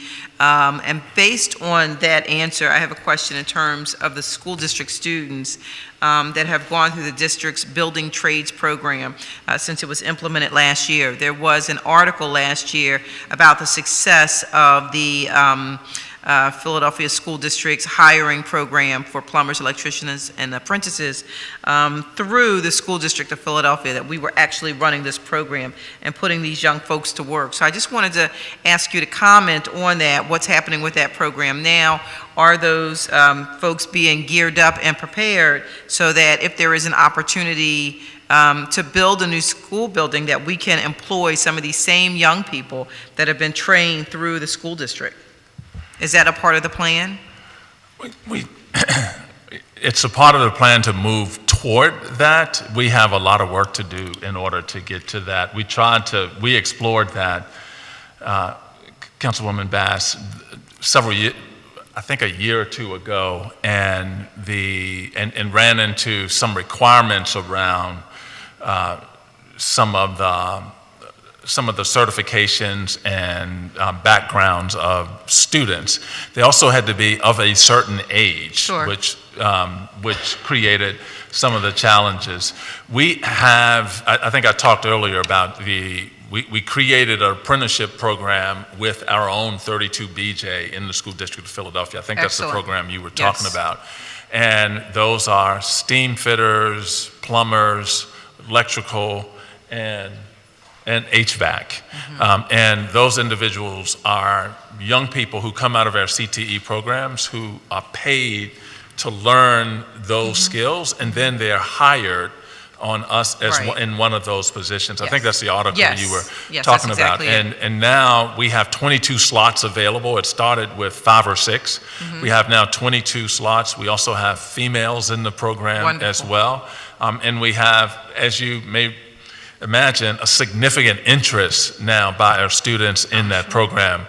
And so it's using unique opportunities like that to fill slots that are vacant, that are in the district, using young people who have come through those programs for us. And so we're really excited about that, and have talked with other labor unions on how we can do that inside of those other unions, particularly ones we work with. So what's the status of the program? Because early on in my question, you seem to suggest that the program was not. Well, that's different than constructing new, I'm sorry, I may have misinterpreted your question. Okay. So I thought your question was if in fact we're doing like new school construction, those young people are working on the construction sites. The distinction here is these young people that in the program I just described would actually become the plumbers, the HVAC installers, the carpenters, the steam fitters in the school district of Philadelphia, maintaining our properties. Okay, Yeah. so, but there could be two opportunities then, if you look at it as two different tracks. So there could be one track for those who are repairing, working internally to repair existing facilities, which we know need a lot of repair. Right. And then for additional needs in areas, let's say if we're in the Northeast, which is a population boom when it comes to the school district, and that maybe those young folks would actually have the ability to do the building on those sites. So I just want to make sure that we're looking out for our kids when they're graduating or preparing to graduate or getting close to that mark so that we don't have them hanging around. I was at an event just recently, and outside of the event there were people, young people hanging around a takeout restaurant on a warm Saturday night, and so when someone asked them, "Why are you just hanging out here?" I mean, it was like a ton of young people, and 18, 19, 20-year-olds, and they said, "Well, we don't have any place to go. This is where we hang. This is kind of our thing." And so as the gentleman was talking to him, he said, "Well, what do you want to do? You don't want to hang out here all the time. Like, what do you want to do?" He said, "Well, I'd love to build a house, but I don't know where to get started. I don't know how to get started." And so, again, if the school district is offering an option for our kids, this is a pathway to touch them, find them, get them geared up so they're not hanging out in front of the takeout restaurant, which, as a matter of fact, unfortunately, someone was just, a homicide occurred outside of that location just recently, but we want to make sure all of our kids are safe and they have opportunities and they have things to do. And I think that the school district just has a big role in that, particularly as they get older and are moving forward. Sorry, I misunderstood your question too. I misunderstood. That's okay. So I started wrong. So we have 80 students all total in apprenticeship types of programs over the last 3 years. 36 of them were on the Penn Assist project. That's the project building a new facility. That was in partnership with Building Trades. I talked about the students in the school district facilities. We also have what's called a school district urban tech program. Those are young people who actually work on the technology, do the wiring, and do that in our facilities. And so we have that program. And then we have the Finishing Trades Institute, which I've talked about before. About 25 young people are in that program as well. Okay. Yeah, the more we can expand it, the better. So, thank you, Mr. Chairman. Thank I'll you. come back. Thank you, Councilwoman. Councilwoman Reynolds Brown? Thank you. STEM, recently I learned that Overbrook High School, so let me do it differently. Tell us where we are with STEM in high schools, and more specifically, where we are with chemistry teachers in high schools, which we know matters if young people want to pursue STEM, although really you have to touch young people's lives in 4th, 5th, and 6th grade so that they can have the credits required for STEM programs in college. So where are we in the system? Councilwoman Reynolds Brown, I'm going to have Malika Savoy Brooks, our academic support, Chief of Academic Support. She's coming up to respond to this question.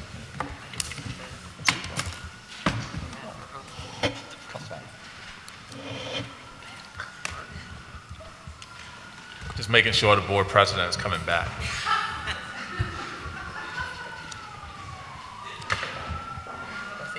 Yes. Good morning.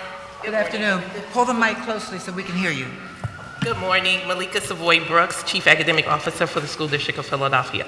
We are currently, this is our first year of having a high school institute to provide professional development and content support regarding English, math, science, and social studies. We are in the process of creating some high school priorities to support content area teaching, and also supporting teachers and scaffolding the learnings of students. In addition to that, allowing students or enabling students to have the opportunity to apply their learning, so that just the conversation we just had is not just content learning, but they have a specific idea about how to use that learning in their everyday lives.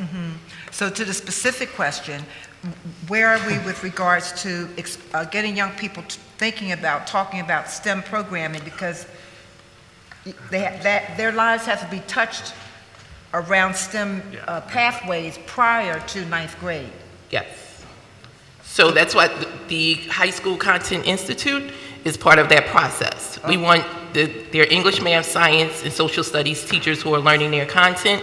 We're also talking about integrating the content so that it's applicable in real life situations, which is the STEM process. Also through the college and career readiness process that we're implementing, that's one of the pathways. How are we preparing students for college or careers aligned to the content that they're teaching? Okay, I think I follow you. I'm not sure I do. Is that a new initiative of the school district? Which part? The High School Institute? Yes. Yes.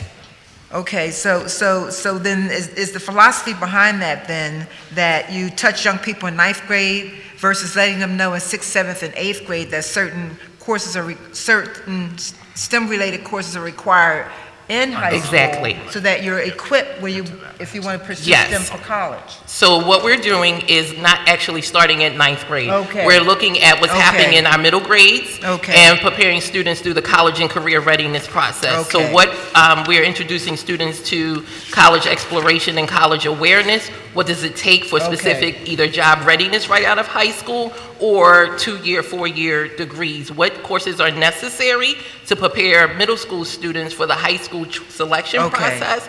And then how is it aligned to careers? All right, I better understand that. Okay. Thank you for the clarity. So, Councilwoman, I also want to add that, and I think we talked about this when we were doing the one-on-one in Yes. the office, and as we're thinking about what our young people need in order to go out and be equipped for a knowledge economy, we've also done a great deal around engineering and design and things like coding and building robots and through a lot of coded actions. And we now have 120 schools that are involved in those types of activities.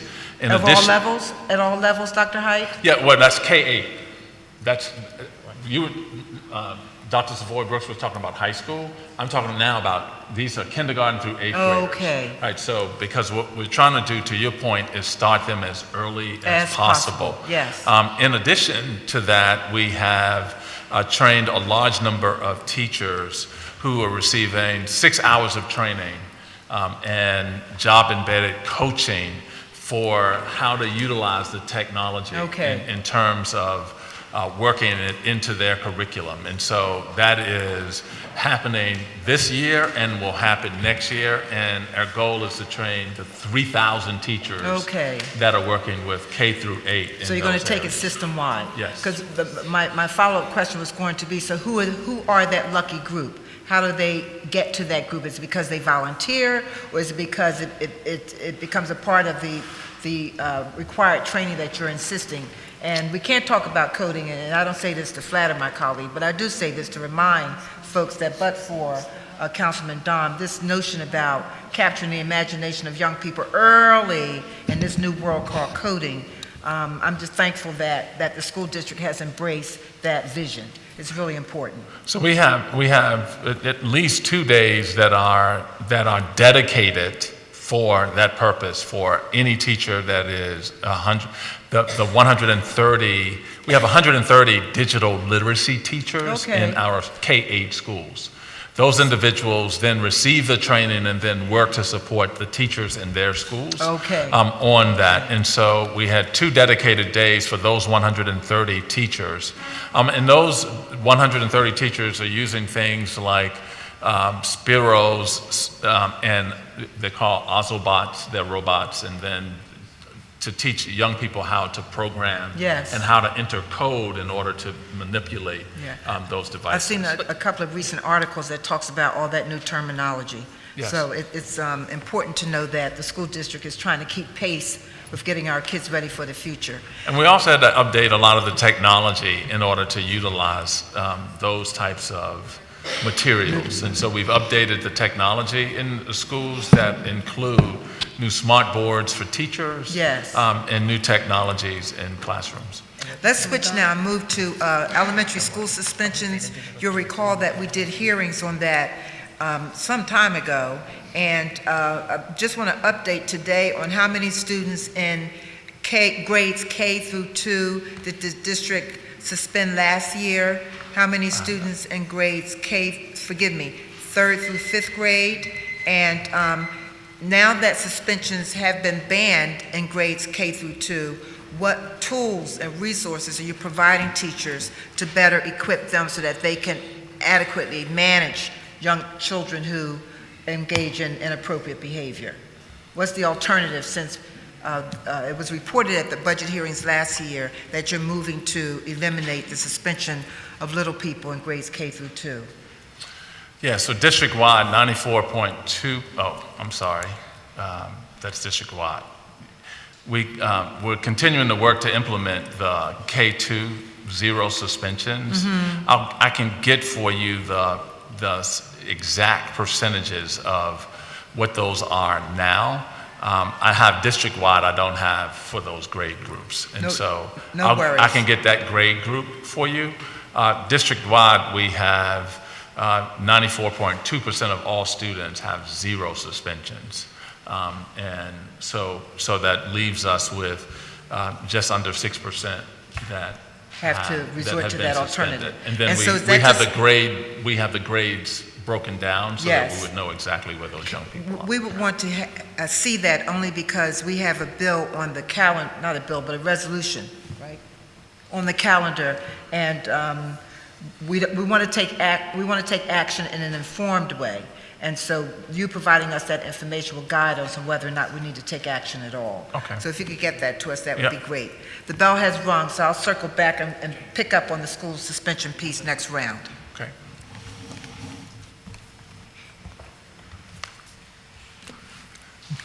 Thank you very much.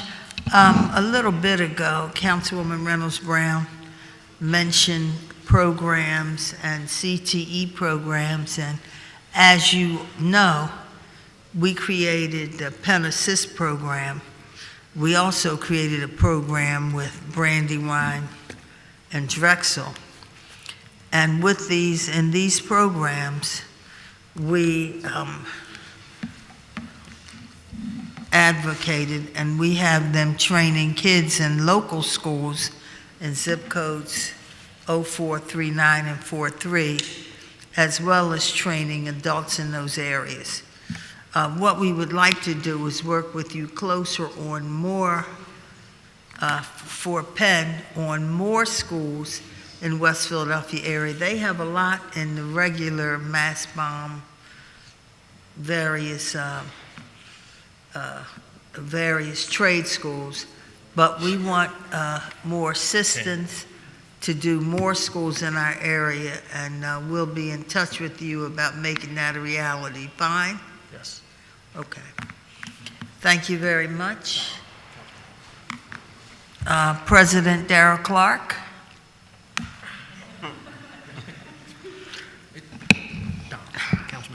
I'm sorry. Dom and Darrell are two different names. Councilman Dom. Thank you, Madam Chairwoman, and good afternoon. I just have a few questions. This is just as trying to get an idea. The Earned Income Tax Credit, the federal program, not the state, the EITC, the federal program of the Earned Income Tax Credit. And I say this because it benefits those people the most who have children under the age of 17. And we still leave $100 million. There's 228,000 people in this city who qualify. 40,000 don't get the checks. It's $100 million every year. You can file back 3 additional years. Quick example, single parent with 2 kids under 17, 44,000 of income, can get checks up to $5,700 and file back 3 years. and a couple of 51,000 can get checks up to 5,700 with 2 kids under 17. So the program's really focused on children under age 17. Is there anything else we could do through the school system to get this word out?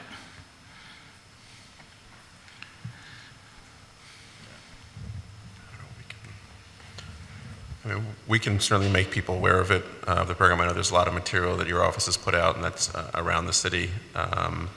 We can look at ways to kind of spread that word of what's available so people are aware of whatever resources are available that they could be tapping into.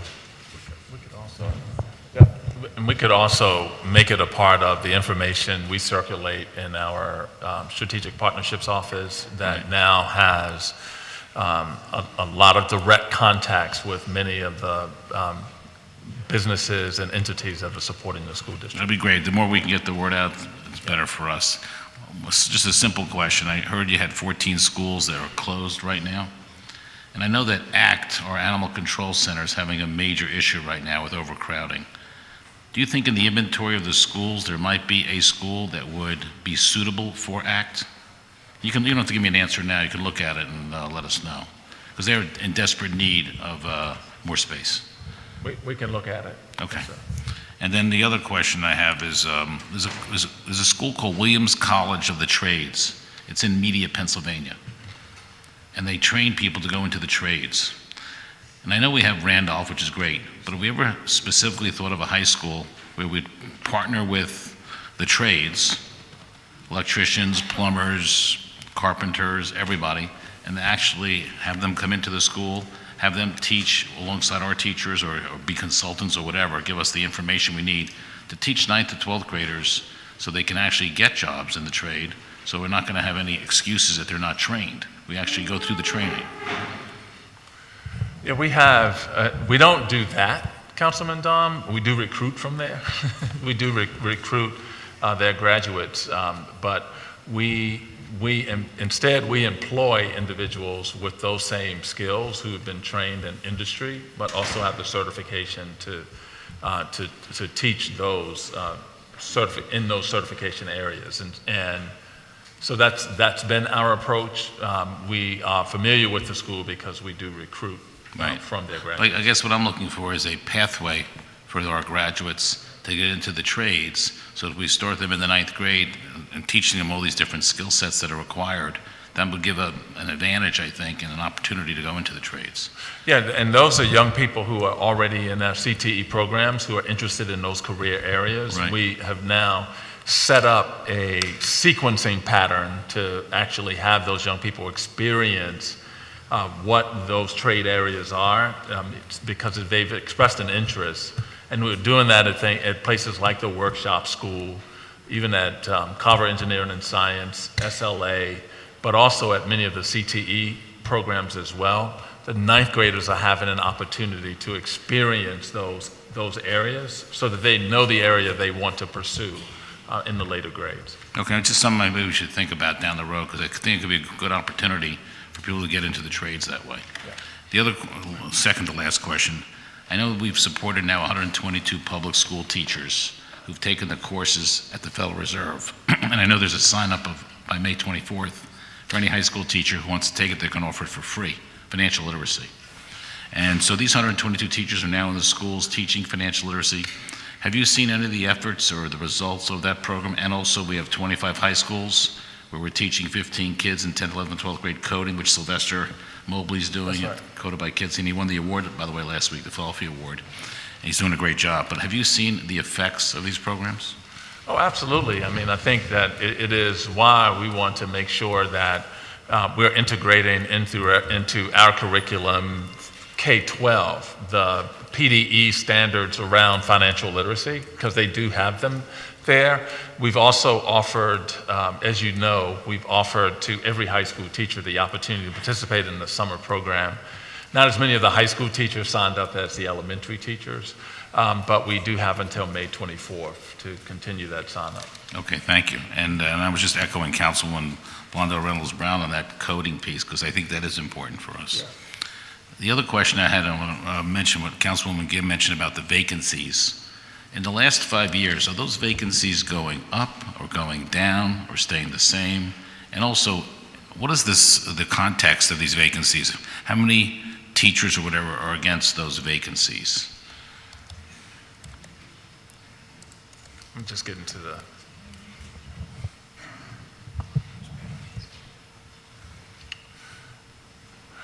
Over the last several years, the vacancy number has gone down.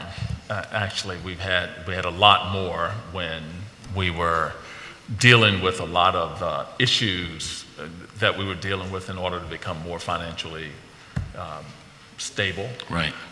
And so those numbers have gone down. In addition to that, we were also talking about the retention numbers, and those numbers as well have changed.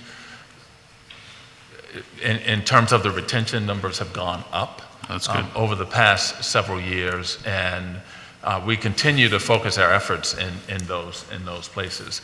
They do represent teachers who are in schools. I indicated earlier that of the 224 schools, 150 have no vacancies. There are others that have one vacancy, but then we have a group of schools that have more. But how many total teachers are in the schools? Just under 9,000. 9,000. So you have 158. It's like 1.7% vacancy factor? Yeah. So it's 98.3%. You're doing better than the city because we have 29,000 employees and we have 1,272 vacancies. We're at 4.4. So whatever you're doing, I would keep filling them because we want to fill every position, but we're on the right path, which is good. Thank you. Thank you very much. Thank you, Mr. Chair. Thank you. Councilwoman Gimm. Mr. Chair. So, I did want to wrap up a little bit of the last question. I think the one difference is of course, that students are mandated to have those classes by the state laws and the state constitution. So it's important that we keep focused on as much as we want to acknowledge all the improvements that are happening, it's important to ensure that the 13,000 students who don't currently have a full-time teacher in the classroom or a certified teacher in the classroom have the best educational possibilities. So, I wanted to wrap it up really quickly by saying that, what I'd like to hear from the district is for us to take a huge step forward in committing to a bigger plan. We know that these schools come up. They are relatively predictable schools at this stage. They're struggling with a lot of different issues. And what I don't want us to have is like every single year come up with the same kind of plan. We know that they are going to struggle with vacancies. Can the district commit to us to do, talk to us about committing to a resource package for these schools and for children who are hit hard by the vacancy issue, so that we can ensure that their learning is, fully established and not just, kind of in a scattershot sort of way. Yeah, I mean, and it wasn't, our intention wasn't scattershot. Our intention was to be very intentional around the schools that we focused on this past year. And those schools, in addition to hiring more individuals who were there, we also, in some places, increased the number of climate staff who were in the building because that was a cause for that. We increased the counselor who was in the building, and in some cases even added more administrators in addition to the teachers who were there. And so it is, we will commit to making sure that there are plans for schools that have historically had high turnover, so that those schools don't become the primary source of the vacancy numbers as they've been in the past. So I think that would go a long way, and just helping us move forward and not just having us, re-enter the school year with a blank slate each and every time. Not saying that always happens, but it's this, we want to take care of churn. We want to take care of stability, and we know the schools that are having the most amount of problems, and we got to give them a big commitment in September. So thank you. So this fiscal year, we're adding 11 new counselors. And, though this is an area that has been a huge campaign, it certainly was a major focus of our hearing last week. I want to thank a number of our student groups, especially Philadelphia Student Union, Youth United for Change, in addition to Asian Americans United and Viet Lead, who came out calling for the importance of more counselors in our schools. This city council passed a resolution urging the district to take a look at the 250 to 1 student to counselor ratio. Could you tell us what would be the cost to meet that 250 to 1 counselor ratio? And what would be in each of the individual schools? So not as an aggregate, but if we were to go school, if we could guarantee it school by school, if that makes sense. I want to get we'll have to do some analysis and get back to you there. Get back to you with that number, Councilwoman. This year we're adding, I want to say, we're adding I think the number is 27 new counselors. And the distinction this year is some of those will have expertise in behavior health. So because those students had indicated, even during my advisory, a clear need to do that. So this is in addition to the 11 others that we're able to add using other school improvement funds. And that actually brings the ratio down pretty dramatically. Okay. Under the national average, it doesn't bring it to 250. I think you said 250. Right. And so we would have to, I'll be glad to get back to council with what that would be in terms of a dollar That's helpful. amount. I mean, the 250 to 1 is recommended by American school counselors. You know, we know that in higher, some of the schools like Jenkintown, Abington, will go down to 170 to 1. Right. You know, they'll be quite low. But I will still say that this is not just a resource issue. This has been the #1 concern raised to us, both by teachers, by parents, by students themselves, that they want to see a school that is developed around needs and not based on what problems that they have, you know, on the back end of things. They want to see a school that's being responsive to their needs. So we hear over and over and over again, school climate, counselors, support staff in our schools, community connectors. These are all the things that are making a school feel like it's actually a school that's responsive to students, especially when they need help. They're 16, 15 years old. Any child would need that, but especially for some of our school communities, they really need that support. And if I may, Councilwoman, also want to add, because I know you and several other council members have been advocates for this, that with the partnership that we've had with Behavior Health, it has allowed us to put 21 counselors into schools. We're adding an additional 25 within our budget that will also be in addition to the 21 at the high needs. I mean, we're doing it by need. And so we're also adding those social workers that will also have behavior health experience. Okay. And so we are pleased to be able to provide those. Will there be a social worker at most of the comprehensive high schools? Is that the goal? Yes, that is the goal. Okay, great. Thank you very much. I want to hit very quickly on a couple of policies that we've gotten from constituents, and your office has been really helpful on some of them. But we've been hearing about a lot of school-level policies, that are not shaped at the district level, but they are like coming out on the school level. Some examples are silent lunches where kindergartners are not allowed to talk. As you know, we dealt a little bit with extreme expenses around graduation costs that are put upon parents that have felt excessive. Sending students home for arriving out of uniform, water bottles, cell phones. And part of the question has been whether the district intends to provide some universal guidance on some of these policies. Yes.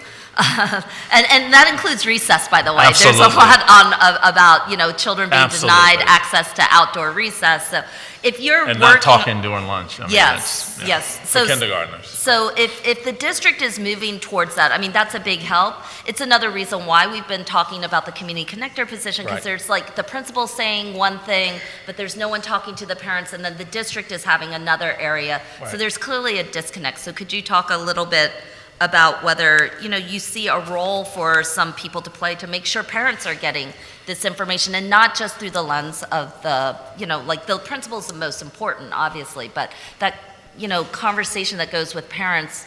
We're down to 1 in 5, I think, or 1 in 4 schools have a HSA now, and, school SACs aren't really geared up towards the parent communication. So could you talk a little bit about the importance of communicating some of these policies to parents? Yeah, I mean, and there are other organizations that actually help us communicate, individuals, and do great work with parents. I'm looking behind you. I see Mama Gail, who helps with a group of parents in one community, and also helps us get the word out in terms of what is acceptable behaviors and what are policies that are real and those that are not.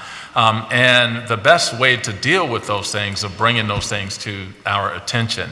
We also are doing broader work around just kind of the mindsets of adults about our young people and what our young people should be doing as a part of their educational experience, and not having preconceived notions about a child or a child's behavior simply because of where they're from in the city or their circumstances, but instead allowing young people to grow up utilizing all of their abilities and skills to communicate and do those types of things. And so policies that restrict the socialization, particularly at the early grades, like kindergarten and first grade and second grade, those are not policies that we promote.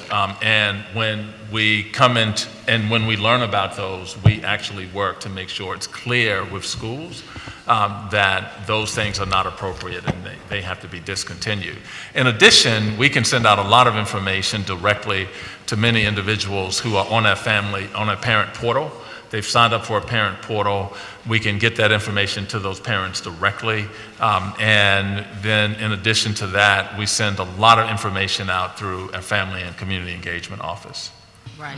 Thank you. Yeah. And Councilwoman, I just want to wrap that up really fast by saying, definitely appreciate that. Just want to emphasize, there's nothing like having somebody at the school that directly communicates with parents. We used to have these with the homeschool liaisons, parent ombudsmen who've been there. A good portion of our parents are not able to be online, so they're not able to get the parent portals information. We're pushing hard, obviously, to have the district recognize like this. The gap around the communication has a lot to do with the inability to access some of the more traditional forms of communication that might be easy when people have a lot of access to the internet or to certain individuals. But, we want on the ground thing, and, we hope that I'm pushing the district to really go back to the parent ombudsmans and the school community connectors that we've had in the past. So, thank you. Thank you, Councilwoman. Chair recognizes Councilman Green. Thank you, Council President. Just wanted to follow up on some of the conversation I had earlier regarding messaging and also working in a bolder way. In your testimony, and you talked about, and some of the students also tested about the enhancement in education, especially K through 8, and you made reference to some of the assessments, both on PSSA assessments as well as outpacing the state average in nearly all tested grade levels. How are you getting information out to the general public regarding how the school district is making changes? I believe there was a recent article by a city publication that talked about how people in the city feel about the school district. And how are you educating? Because to me, how are you communicating that message? Because I think that's part of the challenge. So one, if you could state your methodology of assessing that improvement and how you're letting people know about what's going on in the school district. Yep. Yes, thank you. Here's a good opportunity to introduce an individual who is new to the district, who is returning to Philadelphia from her time at Temple and her time in marketing at Campbell's Soup, and we were able to convince her to leave Charlotte-Mecklenburg to come to the city of Philadelphia to handle branding and communication. It's Catherine Block. She's over there. Wave your hand, Catherine. And do you want to respond to this question in terms of things that you and your department are doing in order to get the message out, so to speak?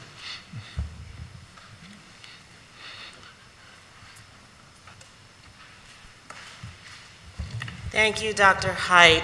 Catherine Block, Chief Communications Officer and External Relations. for the record. So thank you very much for your question. I have been in my role since December and have been very thrilled to really focus the district on efforts to help expand the news of our progress. A lot of what we've been doing is really focused on expanding our social media presence and making sure that we are expanding our visual storytelling. So many in the room may be familiar with some of the Did You Know videos that we're doing. What we're finding clearly on a national scale is that people are less likely to read and more likely to see videos, so we're trying to emphasize our video storytelling and really expanding our presence within social media.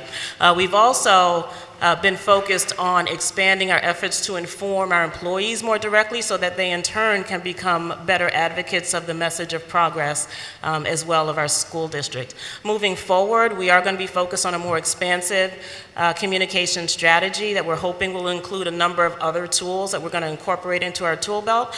But a lot of those efforts so far have been social media driven, focused on our employees, extending our news to some of our influencers in the community with other organizations that can help in turn share that news with their employees or their networks, et cetera. So there's a more robust communication strategy that we're focused on. Also, how would you describe the support that's provided to Friends of groups, homeschool associations, other type of entities in their relationship to the school district? Yes, that's been an area of emphasis for us, and so whenever there's a major piece of district news, like SPR is a prime example, we develop a toolkit of information that we share with our Friends of groups, as well as other networks of influencers across the city, because we recognize that it's not just our responsibility to share the news, but the more we can create ambassadors of messaging that can share that news with their networks, the better off we'll be in making an impact. So the Friends of group is a vital component of that strategy. And then also, again, one of the consistent concerns I think people have had in reference to real information. There seems to have been, and I think that has gotten better under your leadership, Dr. Height, and also seems to be better under local control with the school board. But there's been a consistent challenge in getting information reference to the status of our schools,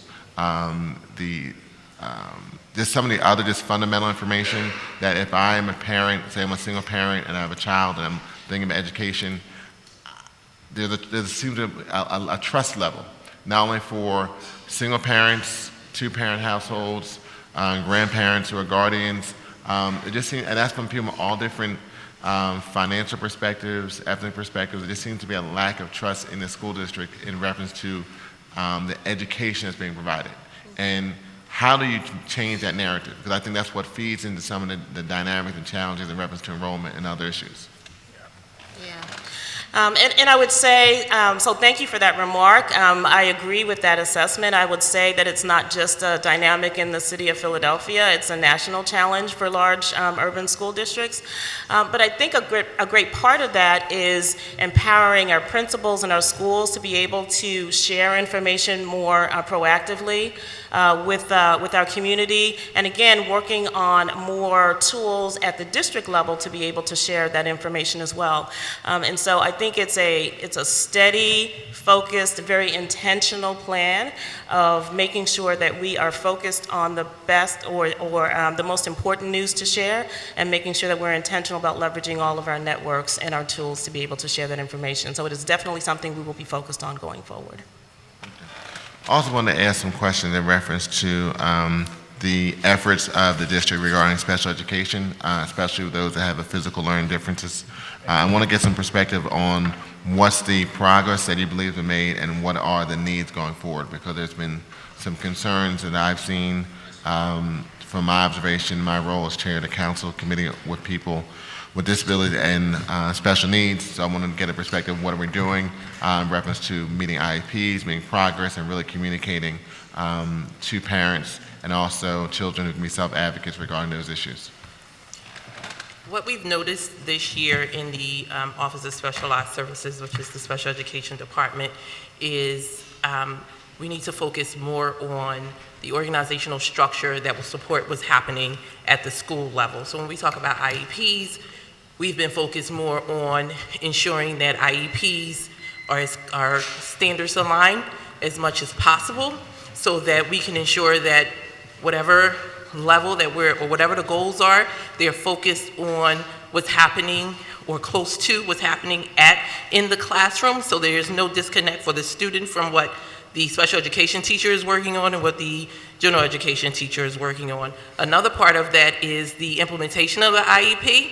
How are we ensuring that all of the adults that are supporting the student are on one accord regarding the supports for the student, and how are we monitoring the student's progress?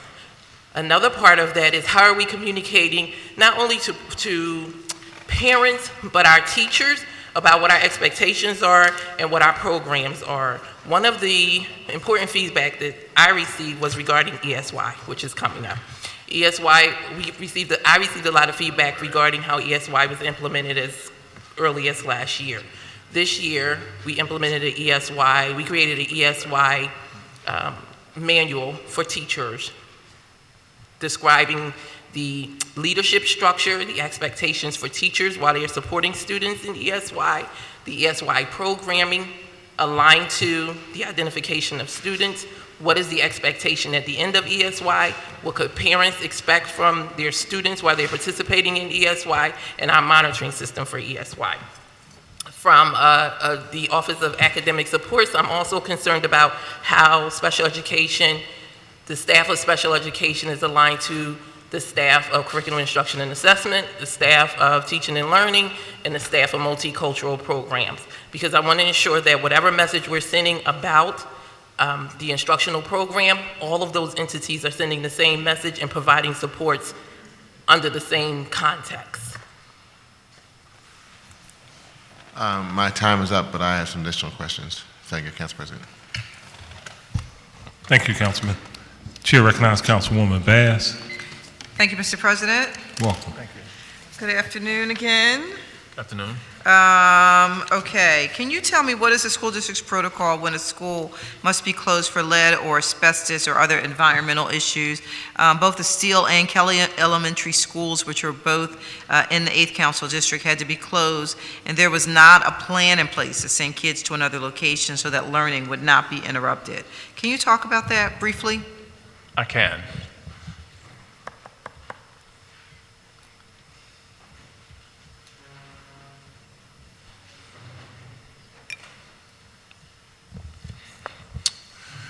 So when there's when there's an issue like an environmental issue at a school, and we have advisory groups that we work with, when we have to make a decision about closing when we have to make a decision on the school in general, what we do is send one of the district engineers out to the school. They assess the situation to determine if the situation can be addressed and what will be needed in order to address that situation. And so is it a small space? Is it the entire school? And then after that, we work with the principal and the assistant superintendent to determine what communication will go out. Generally, relocating students to other schools is a strategy that we take so that children will still be able to have an education that day. Closing is an absolute last resort, and it only results if in fact there's a power outage, for instance, and that power outage is with a relatively large school that with all of the neighboring schools around it are also relatively large and at capacity. And then because there's no place to send those young people, then in those cases, we would make a decision to close. But that's a last resort that we have, and relocating children out of the building is the last resort as well. If that happens, we will then arrange transportation from that school to whatever the relocation site is, and then transportation back to the school that afternoon if parents want to pick their children up at the same school. That generally is the process that we take. Then we try to communicate with everyone in that community and all of the families so that they know what is happening. In the event we have to close a school, we actually try to make that decision as best we can before people send their children off to school. Okay. Because once they're there, it's hard for individuals to get back to the school to get their children. I just think that when, actually, before I say this, can you tell me how many schools were affected? Like I said, I know that J.B. Kelly and also the Steele Elementary Schools were both closed because of environmental issues. But can you speak to that citywide, like how many other schools may have closed because of environmental issues for any length of time? I mean, closed or the children were relocated? So children didn't have school that day? Well, closed temporarily. I don't mean like shut down. I mean that, so with J.B. Kelly, there was a significant mold issue. Yep. And the school had to be evacuated, and those kids lost a whole week of education. There was no backup plan in terms of where to send them, or, you know what I'm saying, how to keep them on track. So how do we keep our young people on track and not losing, not having a gap? We know that when kids are out of school, when young people are out of school, there's sort of like a gap in terms of where they were when they last were in a classroom and where they are when they return. So if we know, for example, over the summer months, it's, roughly 3 months that they're away from school, there's a learning gap. What they learn at the end of June, they've lost some of that. So on a smaller scale, there had to be some loss when you close a school for as long as a week. How do we avoid that from happening? So I guess the two questions are, how many schools citywide had similar circumstances, and how do we avoid that in the future? Sure. Danielle Floyd, Chief Operating Officer for the district. This school year, we have not had to close schools for a significant period of time due to an environmental concern, whether that be an asbestos abatement project or lead or mold. How about last year or the year before? Because none of this occurred this school year. They did not. Right. We have, to Dr. Height's point, we've had to close for other issues. For example, we've had significant power outages, and it has required us on a very limited and very specific basis to need to close school for that day. As Dr. Height alluded to in his comments, we do look as much as possible to see if we can accommodate children in a nearby facility. Again, we provide the transportation for students to come back and forth. We don't have that ability in all parts of the city to be able to, especially when we're talking about populations of 600, 700, 800 students. We don't necessarily always have the ability to support that moving forward in all parts of the city. But where we can, as Dr. Hay mentioned before, our last resort is needing to close. To answer your other part of it, I think what you have seen from our work is a lot more work around the prevention piece. So what are we doing and how are we investing so that we don't end up in situations where we are forced to have to make those kind of decisions? And so you heard about the mold humidity sensors that we're putting in schools to be able to monitor mold, the additional staff that we've hired to be able to clean schools, the additional monitoring that just our staff is doing to try to be more proactive. Sure. And then I certainly would be remiss if I didn't mention our cooperation with the Philadelphia Federation of Teachers around doing joint inspections and trying to work collaboratively together to come to some solutions. We do have unfortunate incidents where extended closures are required. And as Dr. Height mentioned, we try to work very closely with the school on how we can support those schools. So last year, or in the case of J.B. Kelly, some of the days that were half days became full instructional days so that those students didn't lose the time that they had lost for the week that schools were closed. Okay. My time is up, so I'm going to come back around, but I did want to just add to the end that I don't think that it's well, I don't know, I shouldn't put it this way, but I'm just, no disrespect intended. But I think that this is easy. I don't think that it's too hard for us to figure out a game plan, a plan B. So if I need to close J.B. Kelly, if the mold issue pops back up again, I think that we should have what is the plan B? If the school needs to be evacuated because it is not able to be occupied for any reason, that I think all of our schools should have a plan B of where are we going to move these young folks to? What is the plan? What are we going to do? Yes, and I will add, because I'd be remiss if I didn't, that for every school, we have a Plan B. Because that speaks to the emergency situation that, like, if there was a fire at the school, we would need to move those children. So there is a plan.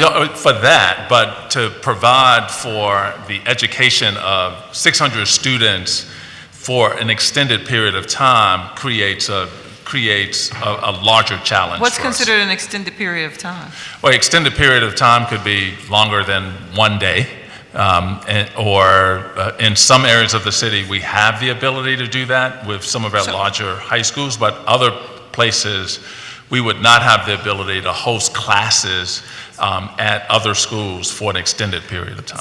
So I guess what I'm having a little trouble understanding, and I know the bell's rung, so I have to move on, but either we have a plan or we don't have a plan. So it's two different plans. It's two different plans, right? So, okay. So I mean, things happen at schools. Yes. I mean, and we had, in some cases, we've had, we have a fire at a school. You have to evacuate that school. Right. We don't send those children home. We send them to a different place. So that's my point. So if we have a fire at a school and the school burns down, and we have a plan B, so where we're going to take these young folks, but we only have a plan B for one day. Is that what you're saying? In order to educate, I mean, so we have an emergency plan for every single school. That's what I'm saying.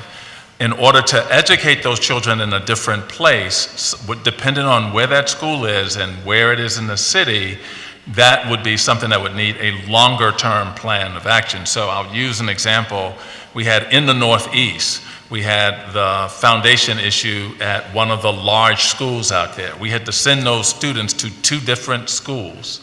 And so they didn't start school when everyone else started. They started a week later because that gave us the time to make a plan for the numbers of children who had to be relocated in order to receive an education. Okay. Yeah. So I guess I'm saying that there is not a plan for educating our children if the school is closed beyond one day. For emergency. For emergency. So we have plans for emergencies.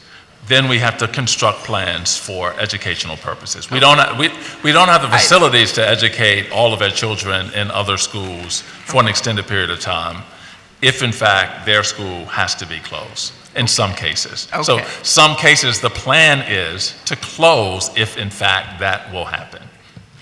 Okay, we'll come back around. I'll come back around. Thank you. Thank you, Councilwoman. Chair recognizes Councilman Johnson.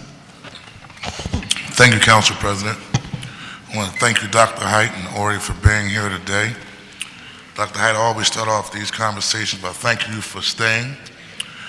Thank you for your leadership and stepping up to the plate. I come from an era where every time there's a new mayor and a new administration, there's a new superintendent with a new plan on how we're going to take our schools to the next level. So I do want to thank you for taking the opportunity, for sticking and staying, and focusing on improving the quality of education for our students here in the city of Philadelphia. I also want to give a shout out to my good friend Evelyn Sample Oates, who is a staunch advocate and most importantly, keeps the lines of communication open between the Philadelphia School District and myself and the schools that I represent within the 2nd Councilmanic District, so I don't have to call you every 5 minutes on every single issue that comes to my desk in the 2nd Councilmanic District. Just two issues I just want to get some feedback on. One is earlier this year, I introduced a resolution to hold hearings regarding diversity and inclusion in the procurement and capital expenditures by the Philadelphia School District. So just give me an idea of the diversity and inclusion numbers around procurement, professional service contracts, and capital expenditures. And the second part of my question is around the issue of public safety in our schools. If you talk to any parents here in the city of Philadelphia, and I know there's sometimes a debate regarding sending children to public schools versus charter schools, and charter schools are public schools, but nevertheless, Parents will opt out of our public school system to send their children to charter schools, and if you ask the parent why is the reason, it isn't always about academics, it's about the issue of public safety. And so I know there was a lot of outrage regarding the school board's decision to put metal detectors in all of the schools, but I do remember like 2 days later in one of the schools, school was shut down because some kids brought some guns to schools. And so I just want to get an idea of what are we doing around public safety, making sure our young people are safe, the environment is safe, and most importantly, making the connection between what happens in the school environment and how it translates into what's going on inside the neighborhood as it relates to student conflicts. And so diversity and inclusion around procurement and capital expenditures, and also public safety around our students. Good afternoon, Danielle Floyd, Chief Operating Officer. To answer your first question, Councilman, through March 31st of this year, the school district has awarded 155 contracts. The total value of those dollars was $171 million, and the dollars that were committed to our MWBE vendors was $65 million, which equals a 38% award to MBEs for through March 31st of this year. We also provide that information in our quarterly reports to City Council. Specifically on your question about how does that break out amongst purchasing construction materials and goods. In purchasing, the percent of dollars that were awarded to our minority and women-owned businesses was 12% of the contract dollars. The total value of the contracts were about $15 million. For design and construction awards, our percent of dollars awarded to MBEs was 38%, and the dollar value of that was $43 million. And then for professional services, the value of the dollars to MBEs was $20 million, and the percent of awards to our MBEs was 49%. And what's the district's goal? Well, one of the things that we are working very closely with the board on is a new anti-discrimination policy, and one of the items that would be included as part of that policy is the establishment of annual goals that we would report publicly on. Right now, we don't have established percentage goals. In the proposed policy that will be brought forth, it would establish annual participation. Okay, when that's completed, can you please make sure I get a copy, and also to the council president and chair of education, so we can just be abreast? All right, thank you. And I think it's in the quarterly report that we are distributing today to councilmen, so thank you for that question. In addition to the... No, the new, not these numbers, the new policy that's going to be established with the specific goals when that's completed by the board. If you could provide that information. Absolutely, absolutely. With respect to behavior, you asked about safety, and naturally it is our goal to ensure student safety across all of our schools. We've done a lot of work over the past several years in revising the student conduct, the student code of conduct, in order to revise it, in order to reflect a position for us that's less punitive and creates a culture of working together in the schools to make them a more positive environment. We also have done a lot around trauma-informed support, both for students and staff members. And I've communicated to all principals that all staff will begin receiving mental health first aid, Trauma 101, and Trauma 102. And that is in partnership with DBH, that we will accomplish that goal. And the purpose of that is really to understand what triggers some behaviors so that the response from an adult doesn't create the trigger for problematic behavior. In addition to that, we have, I think I was talking earlier, answering a different question about the numbers of certified licensed social workers who are now in our schools. We have them now implemented in 21 schools. We're adding that in 25 additional schools next year, and it will be our goal is to have them at all comprehensive high schools to help with some of the behaviorally related issues that have come up. Do we have crisis teams Yes. in every school that will focus on the conflicts, again, that happens? I can give you several different incidents that took place in South Philadelphia and in Southwest where these conflicts arise even in the neighborhood and translate in school, but also these conflicts starts in school and someone wind up being murdered or shot when they come back home. A lot of it revolves around social media, right? Yeah. So are we at the point where we have a team that will work with the Philadelphia Police Department with intel as relates to what's going on in the schools and outside the schools? And I'm gonna steal one last aspect because I'm past my time. Can we get back to the point of bringing NTAs back into our schools? And that's just basically hiring somebody, Miss May from the neighborhood, Mr. Johnny from the neighborhood, right? And when I went to child school, I'm gonna be up front with you, because I knew Miss May was watching me, had more of an influence than the teacher that I didn't know. Right. And so when Miss May saw me in the hallway, or Mr. Johnny saw me in the hallway at Bach, and I was in the bathroom when I was supposed to be inside the class, he had more influence on me to get back inside the classroom, right, as opposed to that teacher who I may have a relationship, but I don't really know. But Miss May or Mr. Johnny going to see me when I come back around the neighborhood later on, and they going to tell my parents. So have we looked into that, like getting back to the old school way of schooling when it comes to the violence issue?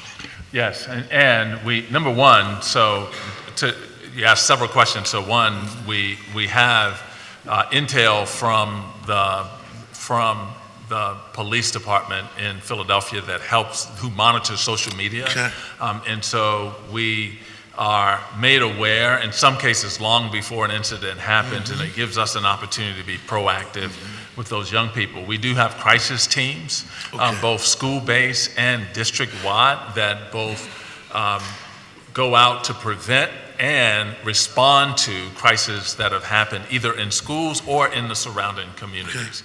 And we also provide crisis counseling to families that have been impacted and friends. And with respect to the NTAs, we are looking at, through using individuals that help provide climate support in schools. Many of those individuals are from the communities in those schools and know the young people. We're also in the process of looking at how we deploy school safety officers or school police, and then what do those individuals become so that they're advocates for students as opposed to individuals who are enforcing the law to students, and how do we reorganize that a large group of individuals to be advocates for young people, so our students will have those individuals with whom they've established a relationship that can help that young person behave in the classroom much better or in the schoolyard. Just a recommendation, if you can be patient with me, Council President, and I'll wrap up. And I guarantee you, I really believe this will work, and it's just old school, because some of the stuff is just basic common sense. Philadelphia Anti-Drug, Anti-Violence Network, that's the crisis team that we support here in the city of Philadelphia. These guys go out on the street specifically to do intervention when these homicides and shootings happen. I don't know what's their role when it comes to Philadelphia School District. These are guys and young women who've been incarcerated, live that lifestyle, but can connect with our young people. Yes. Somehow they can be integrated into what we do as a district. And then the last component, and I know you said you're working on this, I think them NTAs, and just being real, I think having a person hired from the neighborhood to just assist in that process will go a long way to helping us regain control.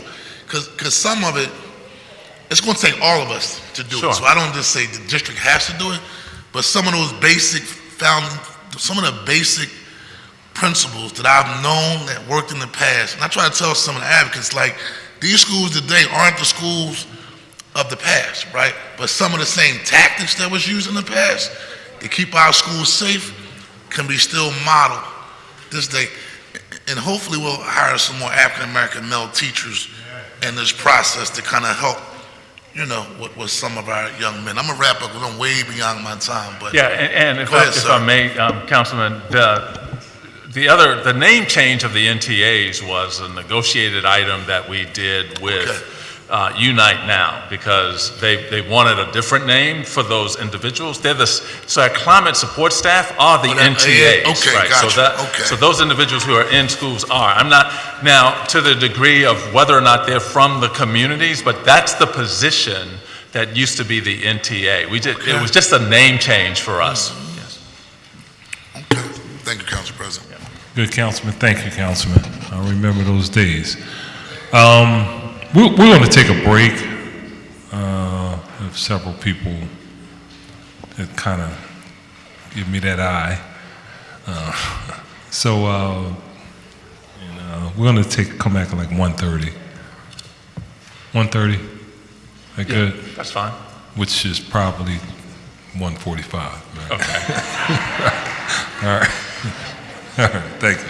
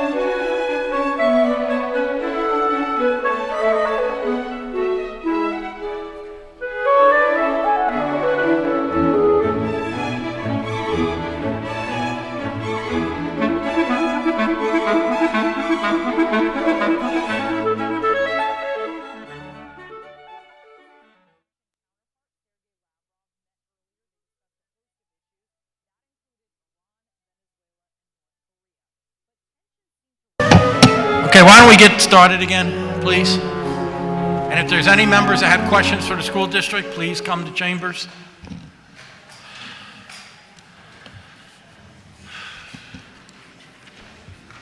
Sorry, I didn't look to see if you were there. I just assume you're there.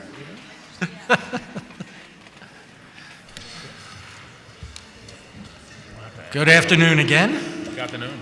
Councilwoman Gim.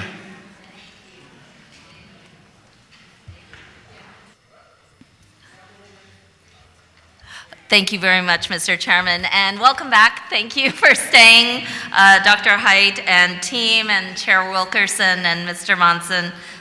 We really appreciate you being here to answer all the questions. I wanted to follow up, I think, on some earlier testimony that you heard, that we heard earlier today. As we start to enter into sort of the warm days of spring, there's been a lot of questions about, the condition of our schools in terms of climate control, air conditioning in particular. I wanted to laud the school district for trying to start school early, mostly because this is what suburban school districts do as well. And it's important that our kids don't get shortchanged in the early part of the year, that they have a chance to learn early. I mean, everyone takes the state tests in April. That time is fixed. So the fact that our suburban school systems can go as much as 3 weeks early because they have full air conditioning in their schools it doesn't mean that air conditioning is considered a luxury or anything, but it has a deep impact on our young people's ability to learn. So I think we heard something, or I heard something which was pretty significant about that you may be able to move some schools towards this early on, and could you just clarify that for me, and then I'd love to ask another follow-up. Sure, thank you. Thank you for asking us to reiterate that question, because it's that response, because it's an important one. The first part of it was, we were talking about the need to address many of the high-risk building challenges that we have. And we talked about how much it would take in order to remediate the schools to make them lead safe, how much additional dollars would it take to have all of the schools have to remove all of the asbestos over the next 4 years, then it would require $140 million of new resources to make electrical upgrades in schools to support the technology that we talked about earlier, and to add air conditions in over 2,000 classrooms. But in completing this analysis, we actually went into schools to determine if any schools had the electrical capacity right now to handle air conditions in all of their classrooms. We discovered that 23 of our schools have the available capacity to do that. And so we are in the process of purchasing air conditions for those 23 schools and all of the classrooms inside of those. And they will be installed for the start of the next cooling season. So we have to install them over the summer, and it will take us through the fall to do that, but wanted to highlight that that is something that we're able to do inside our operating dollars, simply because we have 23 schools that already have the capacity to handle air conditioning. So that's great news. And I want to say thank you to you and your team who took the time to take a look, because I know how complicated it is. It is exciting to have 23 schools go online, for air conditioning, like to be able to exist comfortably. We've got old school buildings. One of the questions I'd love to ask is whether we could get a commitment to work together with the city and probably with our other entities, utilities like PICO and others, to build out towards that universal plan for universal air in our schools. And I don't know how far that's down the road, but for me, I'm deeply committed to this. I think it's clearly one of the most, popular things in our system. And from honestly, a learning perspective, you're buying 3 weeks potentially at the front end of school, and also no missed days during, whatever days that pop up in August or in October or in the fall. And then towards the end of the year, we want young people to be enjoying their last days of the school year and not feeling shortchanged. So for the commitment to work together and for us to figure out a plan towards universal air would be great. Absolutely. We're very interested in talking about that. And we'll have an opportunity in a couple of weeks when we all come together again as city council, school board, the mayor, the council president, in the school district. It's May 23rd, right? So we could talk about how we can all work together to do that, but you certainly have our commitment to work with those entities to do that. That's great news. Yes. Thank you. The other question I have is, the city recently raised its minimum wage for city contractors and subcontractors to move towards $15 an hour by 2022. We would like to urge the school district to move towards that, and would like to know where the district is positioned to move its employees, including some of its subcontractors, towards supporting and matching the Philadelphia city's 21st century wage standard.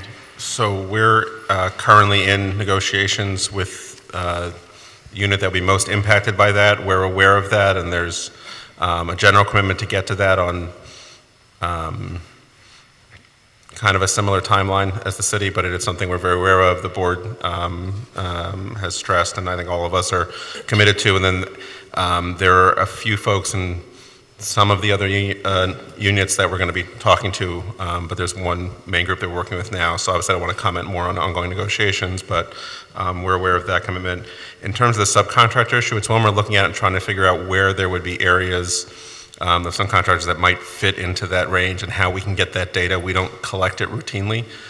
It's when we're trying to figure out how we can get that data, how we can make that a future contract requirements. I think for us, unlike our own employee issue, it's a data gathering issue first before we even recognize if that is a concern, because we don't want to put the edict out and not be able to follow up and actually know if it's happening. So we need to figure out the best way to collect that data, and that's something we're working on now. And you have an established minimum wage through contracts, is that right, for subcontractors? Do subcontractors have an established minimum wage, do you know, for the school district? I don't think so. We don't know, we'll find out. We'll have to Okay. find out and get back to you. Yeah, one of the questions has been like certain categories like special education aides or some of the others. Is there an established minimum wage? It'd be great to follow up on that with you. We can get back to you on that. Okay, I'm going to come back for a But couple more. our commitment is to get all of those out to the city, and it's going to happen over time, but our commitment, and the board has been very clear on this as well. We want to get that to the cities. And that's huge. It really is. It's a huge thing to have the school district employees, contractors, subcontractors. I mean, that's thousands and thousands of our Philadelphia families moving towards a $15 standard is, you know, a big step forward, and thank you. Thank you. Thank you, Councilwoman. Councilwoman Reynolds Brown? I would like to pick up where I left off. First, let me say that Councilman Kenyatta Johnson is not the only person that Evelyn Sample Oates walks on water for. She has also managed some very complex asks of our office as well, so I don't want that to go unrecognized. Sure. Okay. With regard back to school suspensions, now that the district is working to eliminate the practice of suspending little people, I call them, what tools or resources have been given to teachers to manage inappropriate behavior of young people between the ages of K to 2?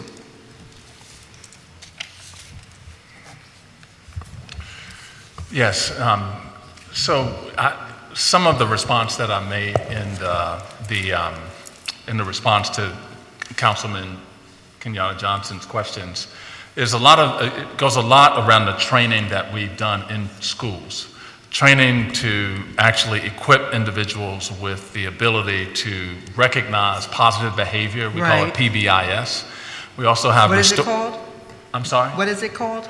It's called Positive Behavior and Intervention. Okay. And it's called PBIS. And we've implemented, and the whole point of that is to acknowledge positive behavior as opposed to just children who are misbehaving. Absolutely. So we want to promote positive behavior with young people. The other thing is really training staff on recognizing trauma. Yes. And understanding the behaviors as it relates to trauma. And then once you train individuals on recognizing trauma, it's also important to equip them with the tools and the strategies to use to manage with respect to that. And so, and then the final thing is how we are thinking about the deployment of more counselors and behavioral health staff in schools, and really prioritizing that based on data that we have about schools where there may be high numbers of absenteeism or where there are a lot of issues in or around that community. Those are places where we are targeting those interventions. So those are things that we have been doing to equip our staff with the ability to do many of those things. And it is also, you know, when you take away the ability to move a child out of a classroom, you have to equip people with strategies that they can use to continue to make sure that child remains in the classroom. And learning. And that takes some time. And we've been using the year to continuously train individuals on the use of that. As a part of our new contract with the PFT, it also requires every single one of their members to be trained in restorative practices. Is that right? And that was meant to address some of the behavioral types of challenges that teachers are facing with children coming to school with so many challenges around them. You should know that my office was contacted by the Education Law Center, where you've spoken about training, and particularly as it relates to crisis in the schools. So here's the question. Is the district requiring schools to keep disaggregated data on the exclusions that track young people by race, gender, and disability? Because we know the sad fact, which too often African-American boys are disproportionately categorized in those type of categories. So what would be your response to that question? Yes, we do keep that information. And we actually have a process for, number one, identifying disproportionality in terms of the consequences that are given to groups of children. And we also have now the ability to look at it, and not only do we look at that and track that information, we also provide schools and school leaders with strategies to address many of the issues around disproportionality. So we do it as it relates to gender, race, and Disability. disability, yes. Councilman Kenyatta Johnson also asked a detailed list of questions around MBE, WB activity.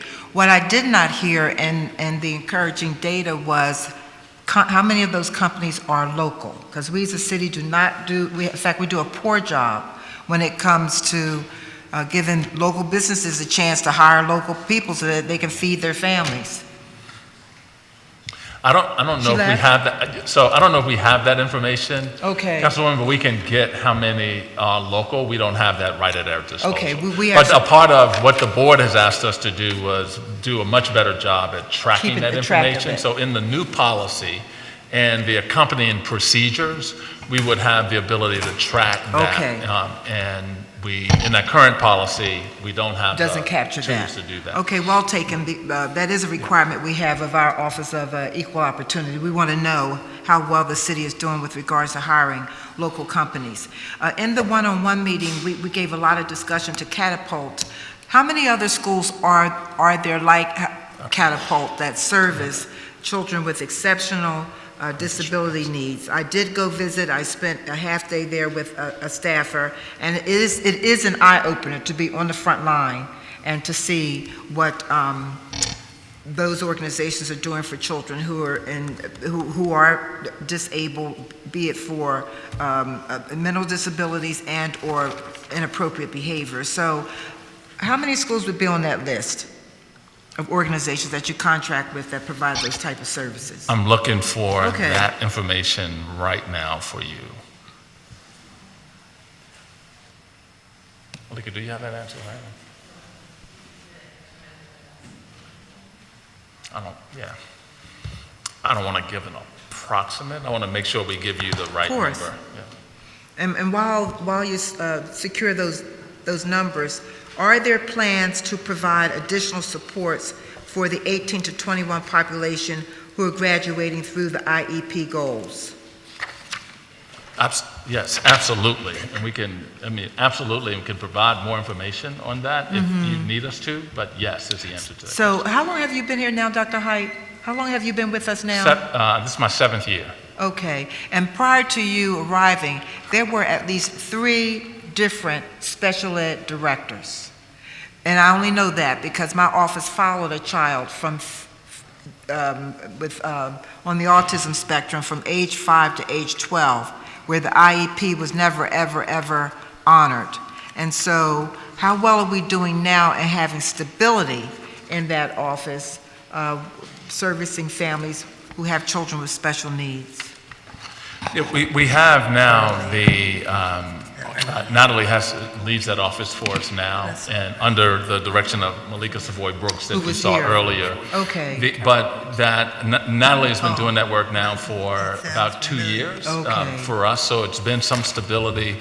But as you heard from Dr. Savoy Brooks, one thing we want to also get clearer on are the processes. Okay. So that it's clear to everyone what steps should be taken for To any address. child to address those issues, so that it's not a question based on who's in the role. Thank you. But instead, it becomes a part of a process that's been established. And How that's what well we're working on now. How well are you towards finalizing that process? Can't speak. Now, if you're going to speak, you got to come to the microphone.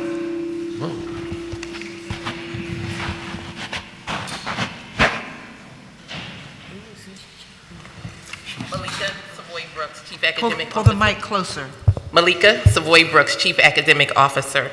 We should have the full program implemented July 1st with supports in schools, with training occurring over the summer and supports in schools starting, August 26th. Okay.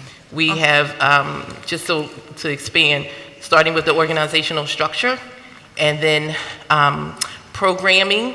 I have an individual that's responsible for programming from central office all the way through to the student, and then I have an individual responsible for field support from central office all the way through the school. So we're developing systems now with those individuals and should be able to communicate that. I also want to ensure that, like Dr. Height said, that there's a protocol. If you ask, we have it, not just speaking about it, sort of like we did with the ESY booklet. Okay. The bell has rung, so I have to punt the ball back to Councilwoman Gem.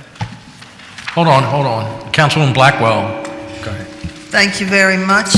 I neglected to mention earlier that we wanted to thank Mr. Superintendent, all the people with whom we communicate, like Evelyn Sample Oates and so many others who are here, other than the board, whom we are very, very happy to work with and who work with us in our neighborhoods. So there's so many people we've known before. Thank you, Madam Board Member, and Ms. Floyd, and so many others. But I really wanted to thank your people, and as you know, we call Evelyn every day, and among the other board members with whom we have worked for many years. So thank you very much.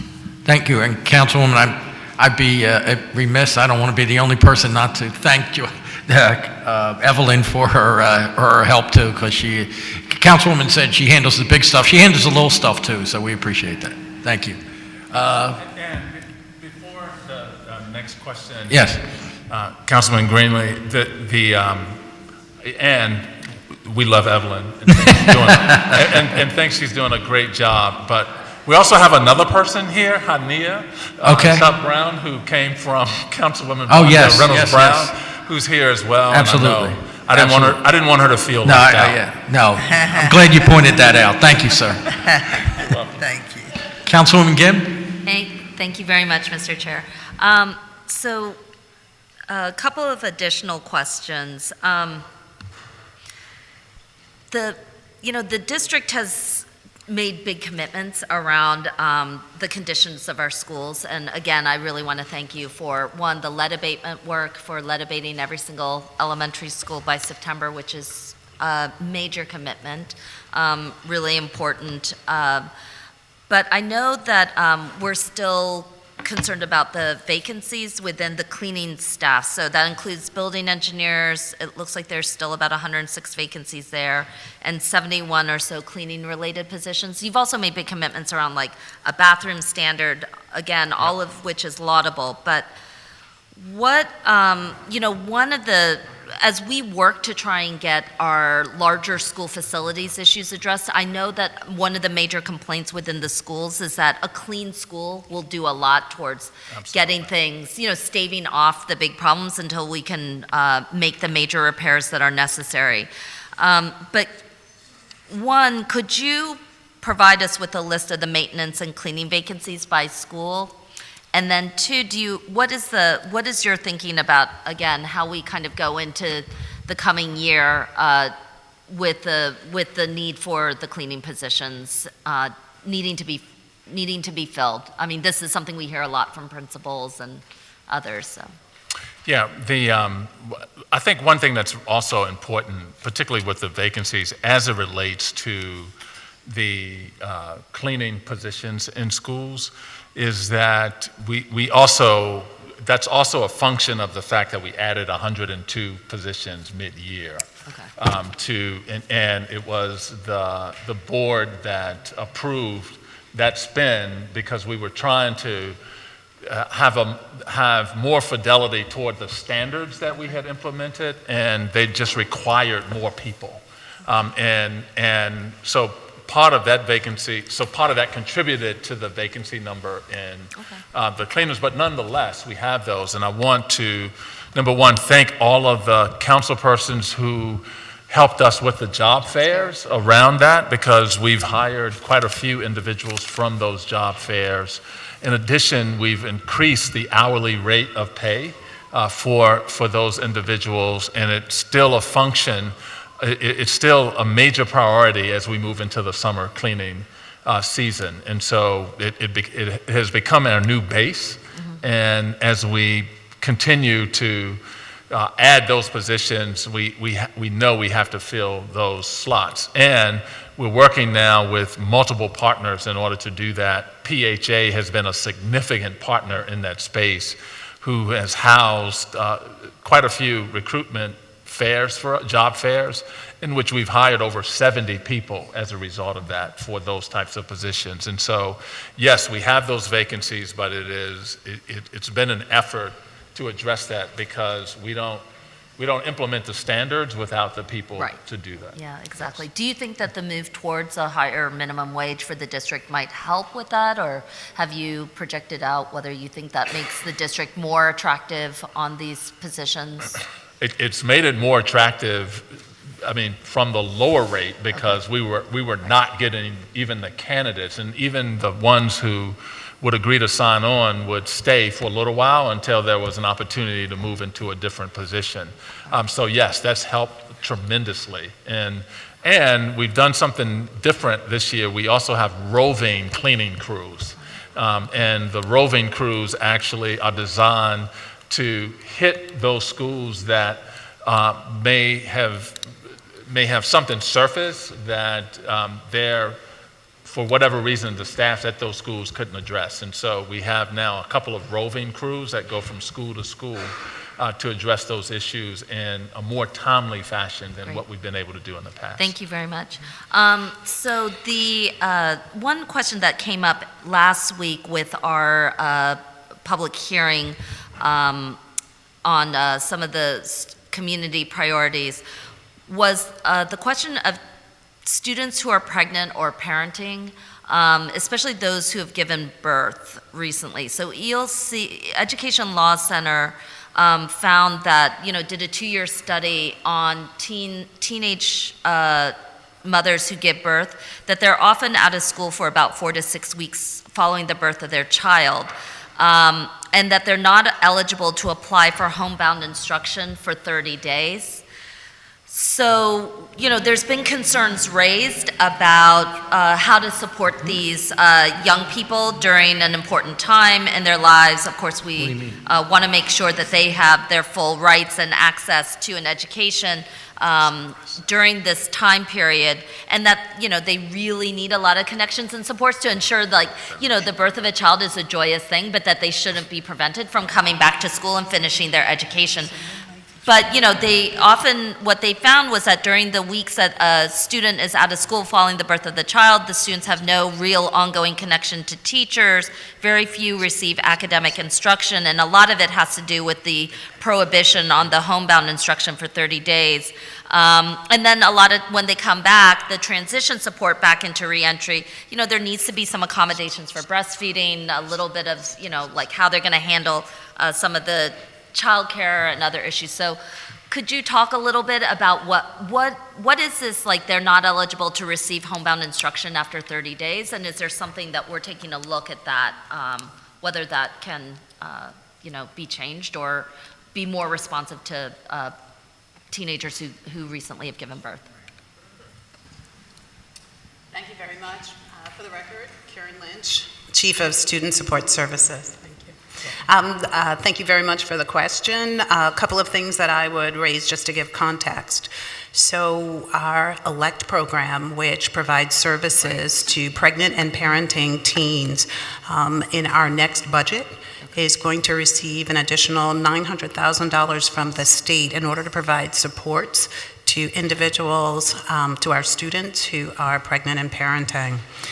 We have found over the last few years, 10 years or so that we've been implementing this service, that it's been a tremendous opportunity to assist young girls and fathers with acclimating back into school, with addressing the issues that are related to childcare, to parenting, to gain additional supports, and certainly for us to be able to follow them back into schools and provide additional support.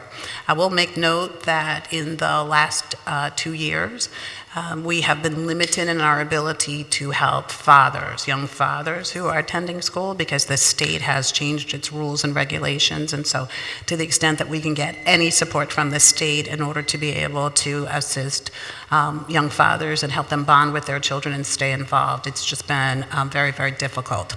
We have lactation rooms in all of our high schools, which is extremely beneficial. We don't promote one way or another, but we do make that opportunity available. And I believe that the Ed Law Center was supportive of that effort when we moved to do that. With regard to homebound services, homebound is a service that's available in Philadelphia. Not all jurisdictions across the state offer homebound services, and in fact, it's not required for any jurisdiction in the state of Pennsylvania to provide homebound services. Our homebound dollars pay for all students after 30 days, and so that has been our practice. We have other opportunities to support pregnant and parenting teens other than homebound services, and if there is a pregnant or parenting teen that needs additional support, homebound is not necessarily the source of funding, if you will, that should afford that. And we would be more than willing to hear any issues or concerns any particular student might have with regard to transitioning, tutoring. Our ELECT program has provided laptops and tutorial and training and all kinds of other supports just to ensure that students who transition out of school can come back in and hopefully follow up and move through without a break in their education. No, I definitely appreciate the fact that there are programs. I wonder, is there a policy though? Like, does the district have a policy for pregnant and parenting teens so that there are certain rights and privileges accorded? I mean, I think it's similar to IDEA to some extent, that if a teen gives birth, you know, they're obviously not going to come back to school the next day. I mean, that's just not going to happen. So I think the concern is that because there's no clarity about what a teen has a right to after they give birth, that it feels like it's a little bit like, oh, well, we have these programs that you can access, but there's not an effort to reach out to that vulnerable young person on their own proactively, because there's not a clarity about a policy that exists at the school level. But is there a policy for these young people? There is absolutely a policy. Okay. It outlines the rights, the responsibilities of the district. It speaks to one of the provisions that I indicated that it speaks. In fact, we've incorporated the lactation opportunity. It is policy number 234. Okay. And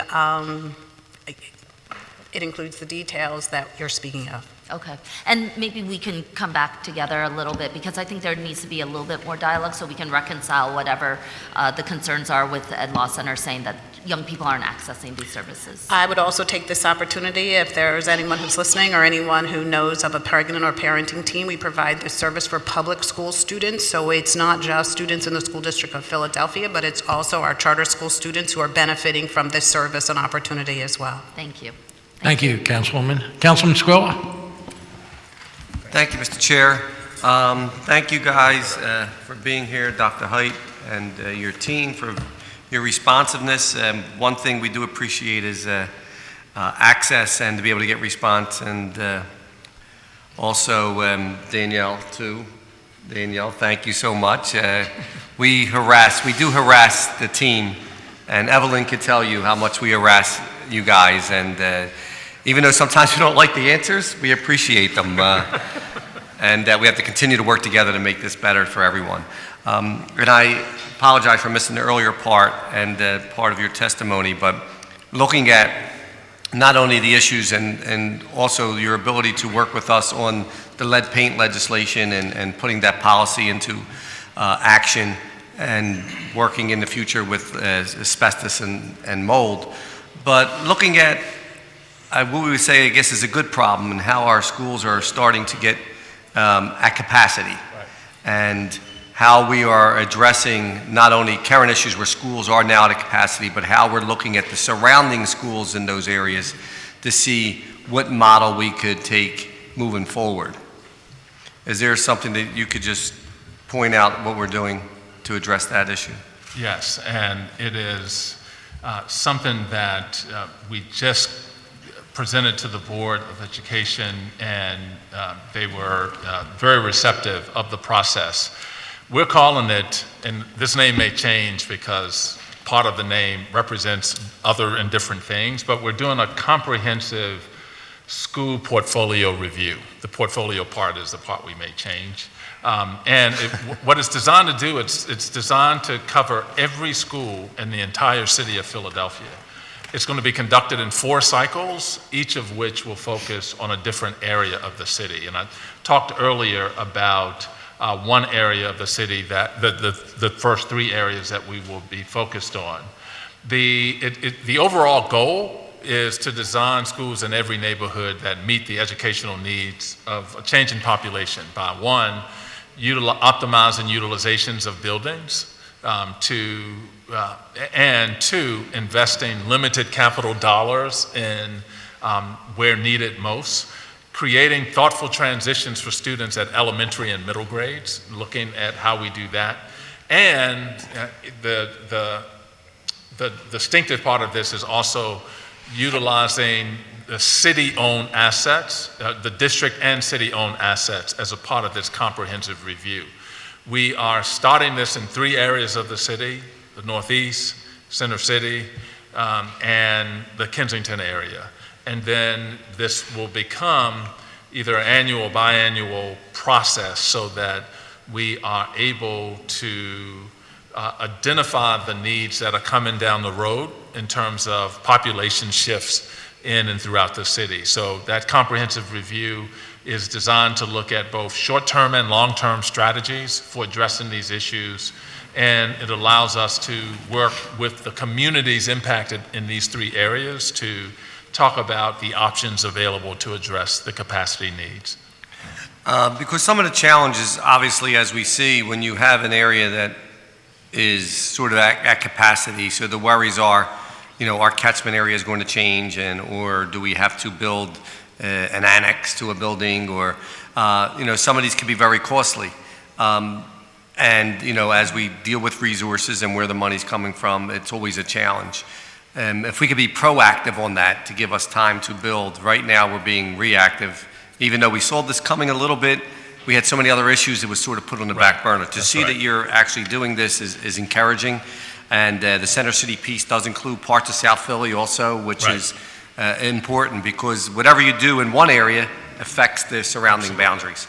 And, as we're dealing with the capital improvements of these buildings, looking at the holistic view of where our schools are going, which to me is a good thing. More people are going to our public schools, which means that they're getting more full, which means that we have to address that issue, which adds to another problem. And our facilities, it's a challenging subject.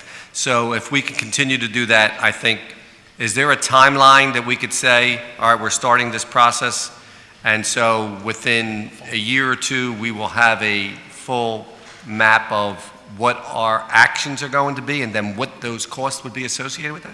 Yeah, so it begins, I think the timeline is to begin in the fall. The planning work is happening now.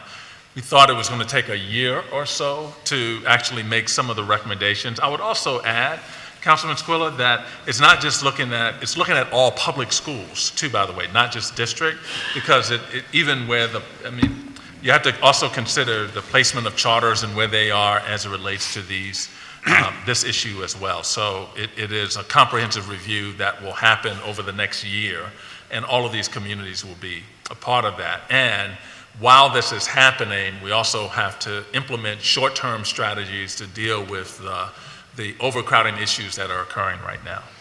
Right, and as we talk about the capital improvements and some of the issues with the lead paint that's being addressed throughout there, I think some of the concerns we were hearing that, is there going to be a comprehensive approach that each school will be evaluated based every year on an assessment done by the district to make sure that we are meeting our goals, that the lead paint, the mold, and asbestos is being looked at, and that there's some type of priority list that will be assembled so that these schools could have it addressed. So it's not just the schools that make the most noise, but the schools that have the biggest problem. Yes, I mean, and we will have the ability to look at this issue. I think the legislation that the city council resolution is going to require some additional resources to do some of this testing, but the goal is to, once we hit the high priority schools, and we will be finished those by the beginning of the next school year, there are another set of schools that we have to do, but I think the point in part of my earlier testimony was to also say along with that what we would need over the next 5 years to make them all lead-free. And how do we do that? And there's an amount associated with that, and then it becomes how do we then work together to get that capital revenue in order to solve this problem. Right, and it seems like, I'll end here, I won't ask another question, just a comment.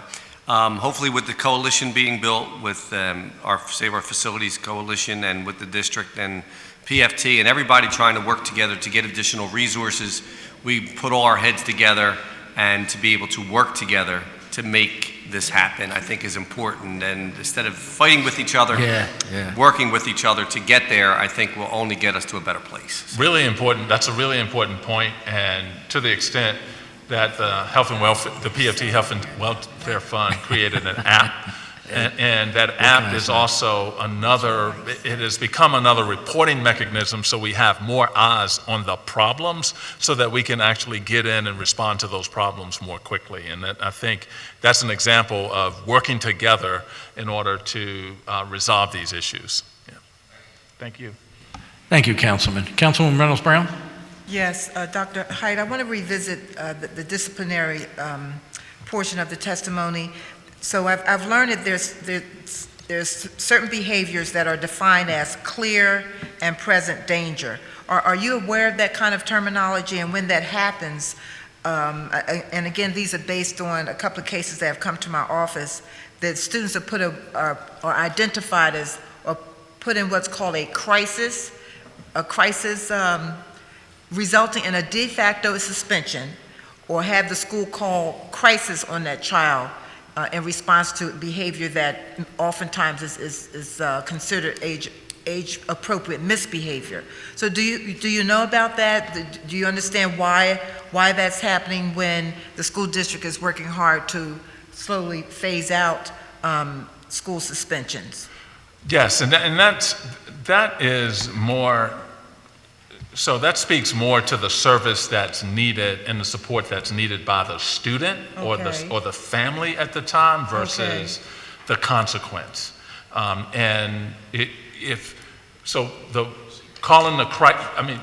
Involving the crisis team or the calling the crisis hotline could be because now the individual has been able to recognize the trauma that the child is experiencing. Okay.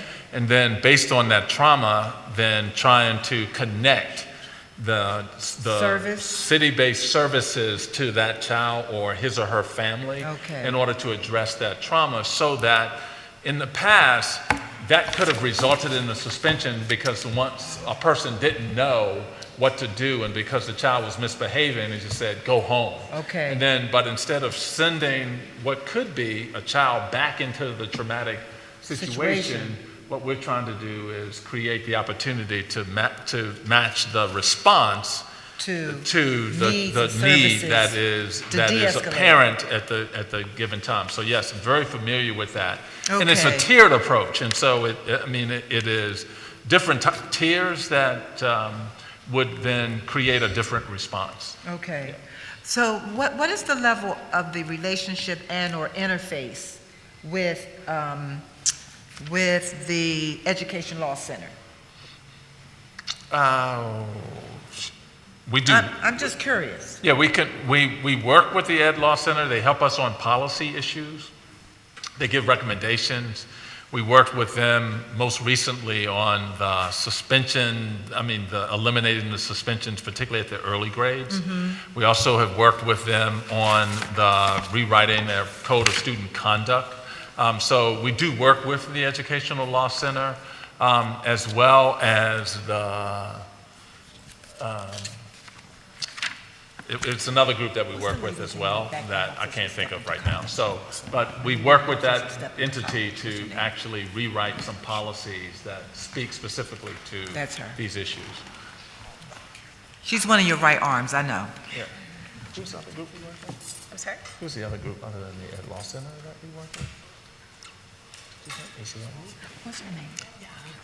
Youth United for Change we work with. Yeah, okay. Go ahead.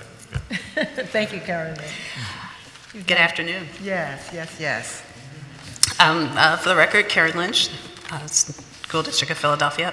I would say that ours is an interesting relationship with the Ed Law Center. As Dr. Height indicated, we have been doing quite a bit of work together. Most recently, Deborah and I actually served on the panel for Push Out, the book that deals with the experiences of young black girls in the educational system. We sat on the panel. It was organized by Drexel. Okay. And Deborah and I each remarked that as panelists on the same panel, it was an interesting experience. We had quite a bit in common and agreed very much with regard to philosophy, practice, and where we're going moving forward as we educate young black girls. Okay, thank you for that. As I wrap up my line of questioning, well, no, that's not true. I do have one more related to solar. So, and I would really be remiss not to put this on the record, particularly in my capacity as chair of the Committee on the Environment and Sustainability. But you may be aware of Philadelphia's Energy Authority's report that showed solar to be under the cost of what you are currently paying for electricity based on a PEA study. And we know that you're principally an academic institution trying to provide the best in terms of educational experiences for our children. And you get sometimes shouldered, others might say burdened, with other requests and expectations. In this case, the question is, how far along are you in the process of moving forward with buildings that may have solar and or green roofs? Is the sustainability and plan in the works? Is that part of the long-term plan at all? Partially because of the age of our buildings, to be Okay. honest, and the unique Makes structure of sense. some of them. Makes I sense. think each one is a case by case. I think that all those issues is general energy efficiency inform Sure. all the decisions as we look at any repairs we do, and are there ways to reduce our footprint at the same time. Yes. But we're dealing with, Dr. Hyde mentioned the average age is 70 years old. Some are 120 years old. Yeah, and, that makes perfect sense so to me. it's part of the strategy when we look at each one, but Yes. In some ways, it just- every school is unique. Absolutely, and so with new schools that you have on the docket, be it 48 months from now or 5 years from now, are environmental and sustainability practices, measures, strategies a part of the plans from the architectural renderings to the actual? Yes, absolutely. Absolutely, complete the sentence. Absolutely, those are considerations are taken in, reducing the footprint, reducing energy costs, all of the above. Okay, so you said they're considered. That's different than the expectation that the school district will in fact adopt environmental and sustainability policies. Yeah, we actually have it's called Green Futures. We have that actually builds from the city's sustainability policy. Okay. We have that in place. We've been recognized as a district by the yeah, we've been recognized as a green ribbon school district because of those efforts.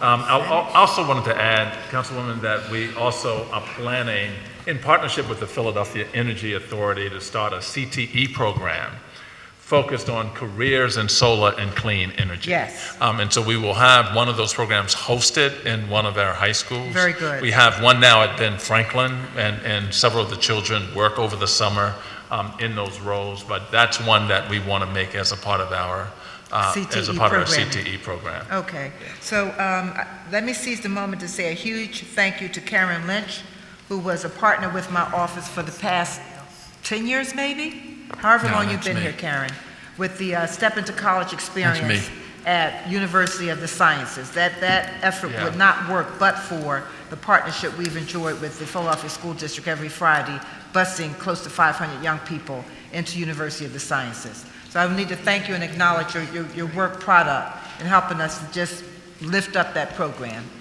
She Thank came with me. She's been here 7 years. So then She didn't want to tell her age, but... There you go. Well, thank you very, very much, Dr. Hyde. Thank you, Councilwoman. I won't comment on that. Councilwoman Gim? Thank you very much, Mr. Chair. One quick note, Policy 234 looks like it denies any punitive measures against students who give birth. Right. I think what I was asking about is whether there's clarity about policies that expand educational outreach to students who do give birth. So clearly we cannot punish students who do give birth, but I think what we were looking at is that because there's not clarity about what young people are actually entitled to when they do give birth, that's what we're coming into conflict with, that not a lot of principals have it on their radar, nurses may not, counselors may not, and so our overall population of teens giving birth are going down across most demographics except for Latina girls. And so it is really, that is actually on the rise. So it's one of these areas where we want to make sure that they are not adversely impacted and that we are being much more proactive about getting out to them. Yeah, and we still have 3 board members here, and they have a policy review committee. Yeah. It's one of the 4 committees that exists, and this is a policy that we could bring back That would to be great. talk about all of the things that you just discussed. Yeah. That becomes a part of reviewing the policy and the accompanying administrative procedures. Yeah, no, I appreciate that. And similarly, back to the Policy Review Committee, about a decade ago, so this is 2019, but in 2009, I worked with a lot of young immigrant students in a large high school that were being harassed. And together we helped, work on the district's, writing the district's anti-bullying, anti-harassment policies for students. We piloted a pretty intense and I think fairly successful program at South Philadelphia High School with Otis Hackney, who's now our, deputy, I forget what we call him, mayor, commissioner, education office, chair, something. He's our head of our education office. And so we had a really good pilot, and effectively, there was clarity when a parent when there was a student who experienced bullying, harassment at schools, they filed a complaint, there was a designated individual, there were 2 weeks investigation and a response back to the families, I think within a certain time period that was pretty timely. Yeah. But since the federal settlement with the Department of Justice expired, it's felt like that's gone, that's dissipated, and that, again, we're back into a stage where there used to be a lot of clarity and a lot of focus and attention, designated individuals, and tracking of complaints. It feels much more diffuse, and we get a lot of complaints from students, especially students of color, students with disabilities, English language learners, LGBTQ youth, that there still is a pervasive problem that results in numerous calls, certainly to our office, but to other places as well. And so, we had, I very briefly stopped by the policy committee. We had a dialogue about it. Again, Karen is talented, amazing. She can't do it all. We had a lot of support staff underneath that position to be able to deal with it. So could you talk a little bit, 10 years after, this historic settlement was made and, the district really embarked on a serious program around bullying and harassment and investigations. What programs and interventions does the district have in place right now to address bullying? And what can be provided next year? Yeah, so thank you. We do have like the structures that were put in place and as a part of whatever happened at South Philadelphia before we arrived. many of those structures are still in place. And in fact, we've gotten much better in terms of tracking the number of reports and completing investigations. And so there have been approximately 1,300 reports submitted so far in 17-18. One of the reasons we're promoting making the reports because it allows us to respond. Right. When we know more, we can do more to address that. As a result of that, 761 actually have completed investigations, and of the 761, there was almost 250 cases of bullying and/or harassment that were addressed. So in recent years, we've also added or taken the steps to address the issues with respect to publicizing our bullying and harassment hotline. We have a hotline out there now that anyone can make a report. It's 215-400-SAFE. And emphasizing with staff and students that bullying and harassment is unacceptable and that everybody is responsible for reporting. So it's not just teachers or administrators, it's also students.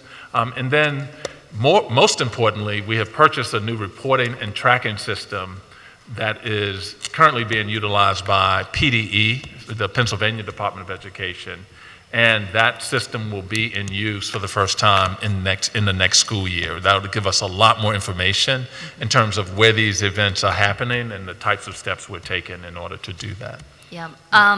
So a couple of quick questions. You know, you had a person in your district council office, the legal office, for the district that was really committed to going around and training district staff regarding how to prevent bullying and harassment. I mean, is there a person who is going out proactively reminding people what the responsibilities are right now? Is that something that you're seeing in the future? Especially in schools where you're seeing more incidences being reported or a higher level or a spike or anything like that? Yes, as a matter of fact, when we transitioned from having a single person do this work to having all of our MTSS specialists do this work within our schools, we recognized that it was a much better way to ensure that more people were familiar, that we were consistently applying the same across the entire district, and we were getting the results that we needed. Okay. And then when a parent has an incident of bullying and harassment, who do they actually file with at the school level? They file at the school level with counselor, they can file with principal, they can file with, that's the beauty of the service. It's intended that whoever they contact, whoever they engage with, sometimes and very frequently it could be the teacher, that the investigation is conducted and all have been trained on exactly what's to happen. I mean, and I think we discussed this earlier. The complaint that we had at one of the schools is that if everybody's responsible, then sometimes the feeling is that nobody follows through because it's too diffuse. So we, in the settlement, in the federal settlement, there was a decision then to designate one specific individual who had to respond to a parent complaint, was responsible for the follow-through, and it was not the principal. That was the clear thing, that it was not the principal, but that it was another individual who was responsible. Have we moved away from that? No, there's a specific person in each of our schools that has that designation, but our numbers are so great to have one person for the entire district doing this work and doing this work alone. We found that we weren't able to keep up with the volume, especially as people had a much greater understanding of bullying and harassment. A good number of the referrals that are made are not actually technically by law bullying and harassment, but if a child is anywhere in any of our schools feeling as though they're not safe or they're anxious or someone is bothering them, that it's essential that somebody engage in order to protect. So going back again, so who is responsible at the school level for investigating a case of bullying and harassment then? So the person who's usually the position is the person who's usually the position that knows that if anything happens, this is the person to go to. It would be our counselor or the teacher. Or the teacher? Yes. Okay. And then, And then our MTSS at the central level all follow up. okay, all right. And as soon as the system is in place, then we're going to be able to see much more easily what the investigation is, how long it takes, and so on and so on. You know, again, we should keep talking this through because this is an area that obviously I'm very passionate about because we work so hard on it. And I thought that we, you know, got to a place where we were starting to understand how challenging it is. First of all, I want to emphasize how sympathetic I am about how difficult the challenges are at the school level, but also just, you know, a constant, like what became very apparent as we were looking at how these things were happening across the city is that without consistent training and awareness that the teacher is responsible for following through, the counselor is responsible for following through, that the response was erratic. You know, people do not have a consistent understanding of how seriously to take name-calling versus a racist slur. How deeply a casual comment of indifference or cruelty is actually, you know, demeaning to a child's appearance, their sexual orientation, their gender. And so it's a very fine line, and people have to constantly be reminded, trained, and then if it's a lot of people, it becomes very difficult.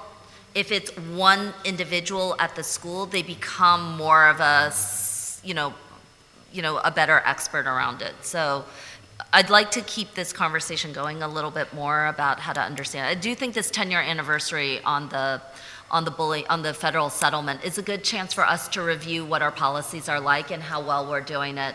We know it has profound impact on young people, even as early as age 10 and 12. It's heartbreaking to see people feel like the situation is so hopeless that they can't find a way out of it. So I know you share that. I'm not suggesting that you wouldn't, but it's a lot of work. I had one other question, especially for Karen Lynch. I want to thank the school district for being an incredible partner with us on the residential treatment facilities and the reduction, the aggressive attention that we've paid to youth in residential treatment facilities. This has been a big issue for the school district of Philadelphia because frequently you're the check writer. You don't have a voice in both the outcomes, what kinds of conditions that young people are in. You obviously write the check and you deal with the outcomes because they come back to us, whether they're, you know, rehabilitated or not. And we found in too many cases that they were not. But we have done yeoman's work over the last 2 years to, one, make sure the district is an equal voice and partner at the table with our city systems and with our courts. Also, we've reduced the number of kids in treatment through the delinquent system, which has been significant. It means it puts a big burden, though, on the district.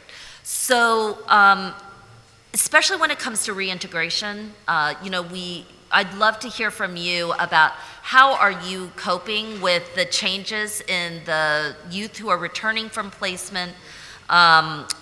Do you need more partnerships from us on the city level? We're obviously sitting at the table together for the task force. Do you need more supports from us? If so, what are the primary ones? And then I do want to also point out and express my thanks for the investment on the social workers in schools because this has been a big help. But we are hearing a lot that principals in schools still need like a reentry strategy. So could you talk a little bit about that? Because that's been a big part of our work together and one that I really appreciate. So I thank you for the question. We have been very focused, particularly in the last year, on making certain that the supports are in place. You know that we have a transition center that has for several years now facilitated children coming back into the city and transitioning into schools across the school. Where's that physically located? It's 440. Okay. 440.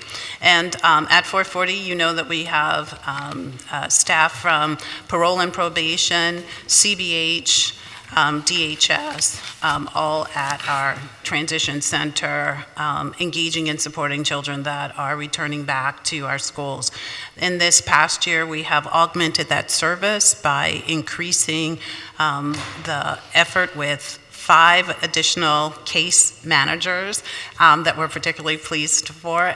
They are supervised by a clinician who has behavioral health experience, And the case managers follow transitioning students into schools and stay with them, follow their progress throughout. We've had several success stories. Several of the children who have, students who have transitioned back have become honor roll students. They are primarily going into our credit recovery schools for the reasons that we have discussed at our task force, namely that when students are educated in on-ground schools, they're not always getting the best opportunities for a traditional educational experience, and they don't always gain the credits that they need. And so one of the things that we have really pushed for is a recommendation that if students are outside of the city attending school, that they're going to attend a public school and have that experience. We want the same thing within the city. When they come back, we want them to be able to have as much opportunity to attend a traditional school as possible. Okay, that's great. And again, I want to thank you for your partnership on this. We should keep talking. There's going to be big changes ahead. I just think that there's, a movement towards seeing some things really move and evolve. And it is, a huge class for the district, certainly in terms of monetary investment in this area. So we want to make sure that you're at the table as all these decisions are being made. So thank you very much. Yeah, thank you, Councilwoman. And thank you all very much for your many hours here today. We appreciate it very much, Madam Chair. Thank you. And with that,